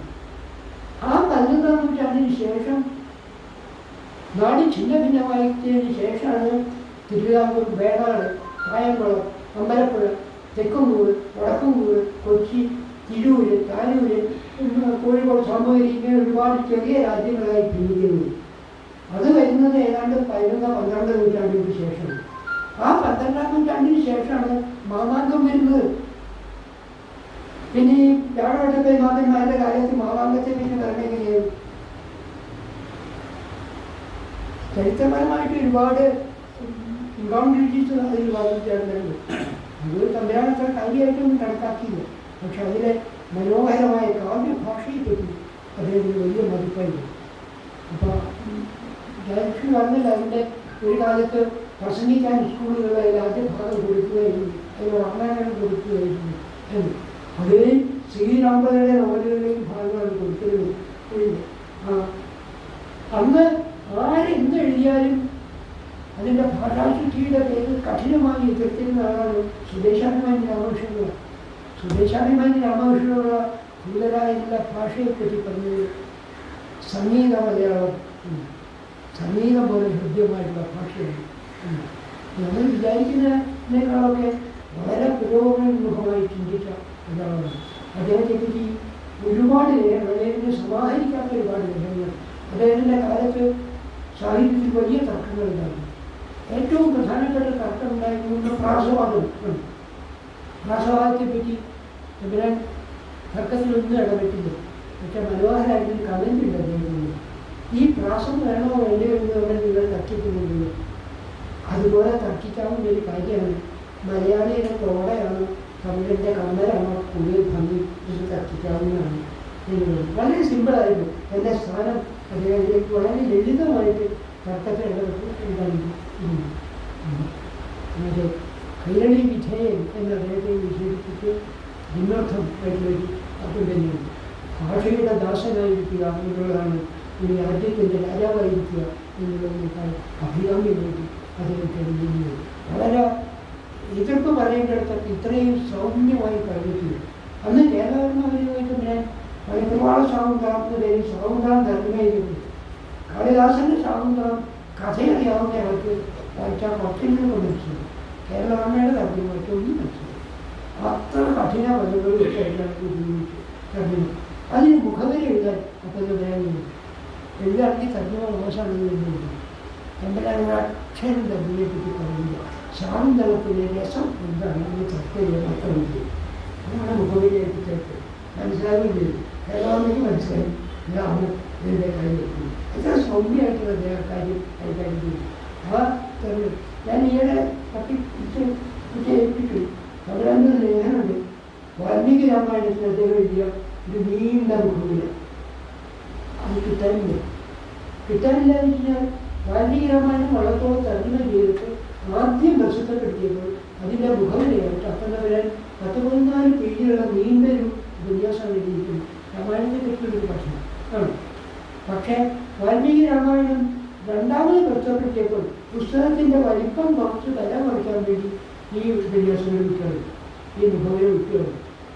ആ മുഖവിലയൊന്നും കിട്ടാതെ ഭാഗ്യവശാൽ എനിക്ക് വാൽമീകി രാമായണത്തിൻ്റെ വളർത്തൽ തെറ്റാട്ടേട്ടം ഒന്നാൻ പോയിട്ട് അതുകൊണ്ട് ഈ മുഖവില അതാണ്. അങ്ങനെ ചില പുസ്തകങ്ങൾക്ക് അദ്ദേഹം എഴുതിയിട്ടുള്ള മുഖവിലകൾ ഇതൊക്കെ നമുക്ക് സമാഹരിക്കേണ്ടി വരും. എനിക്ക് തോന്നുന്നത് അപ്പം തമ്പുരാൻ എൻ്റെ കൃതികളെ 3-4 വോളിയൂംസ് ആയിട്ട് സഹകരിച്ച് പുസ്തകപ്പെടുത്താൻ പറ്റിക്കഴിഞ്ഞാൽ അപ്രകാരം മാത്രമല്ല സാഹിത്യം മലയാള സംസ്കാര ചരിത്രത്തിൻ്റെ അനുകൂലമാവുന്നു അത് പ്രകടനം ആ വലിയ മനുഷ്യൻ്റെ ഓർമ്മ കൊടുക്കാൻ ഇനി നമുക്ക് പല സമ്മേളനങ്ങൾ വീണ്ടും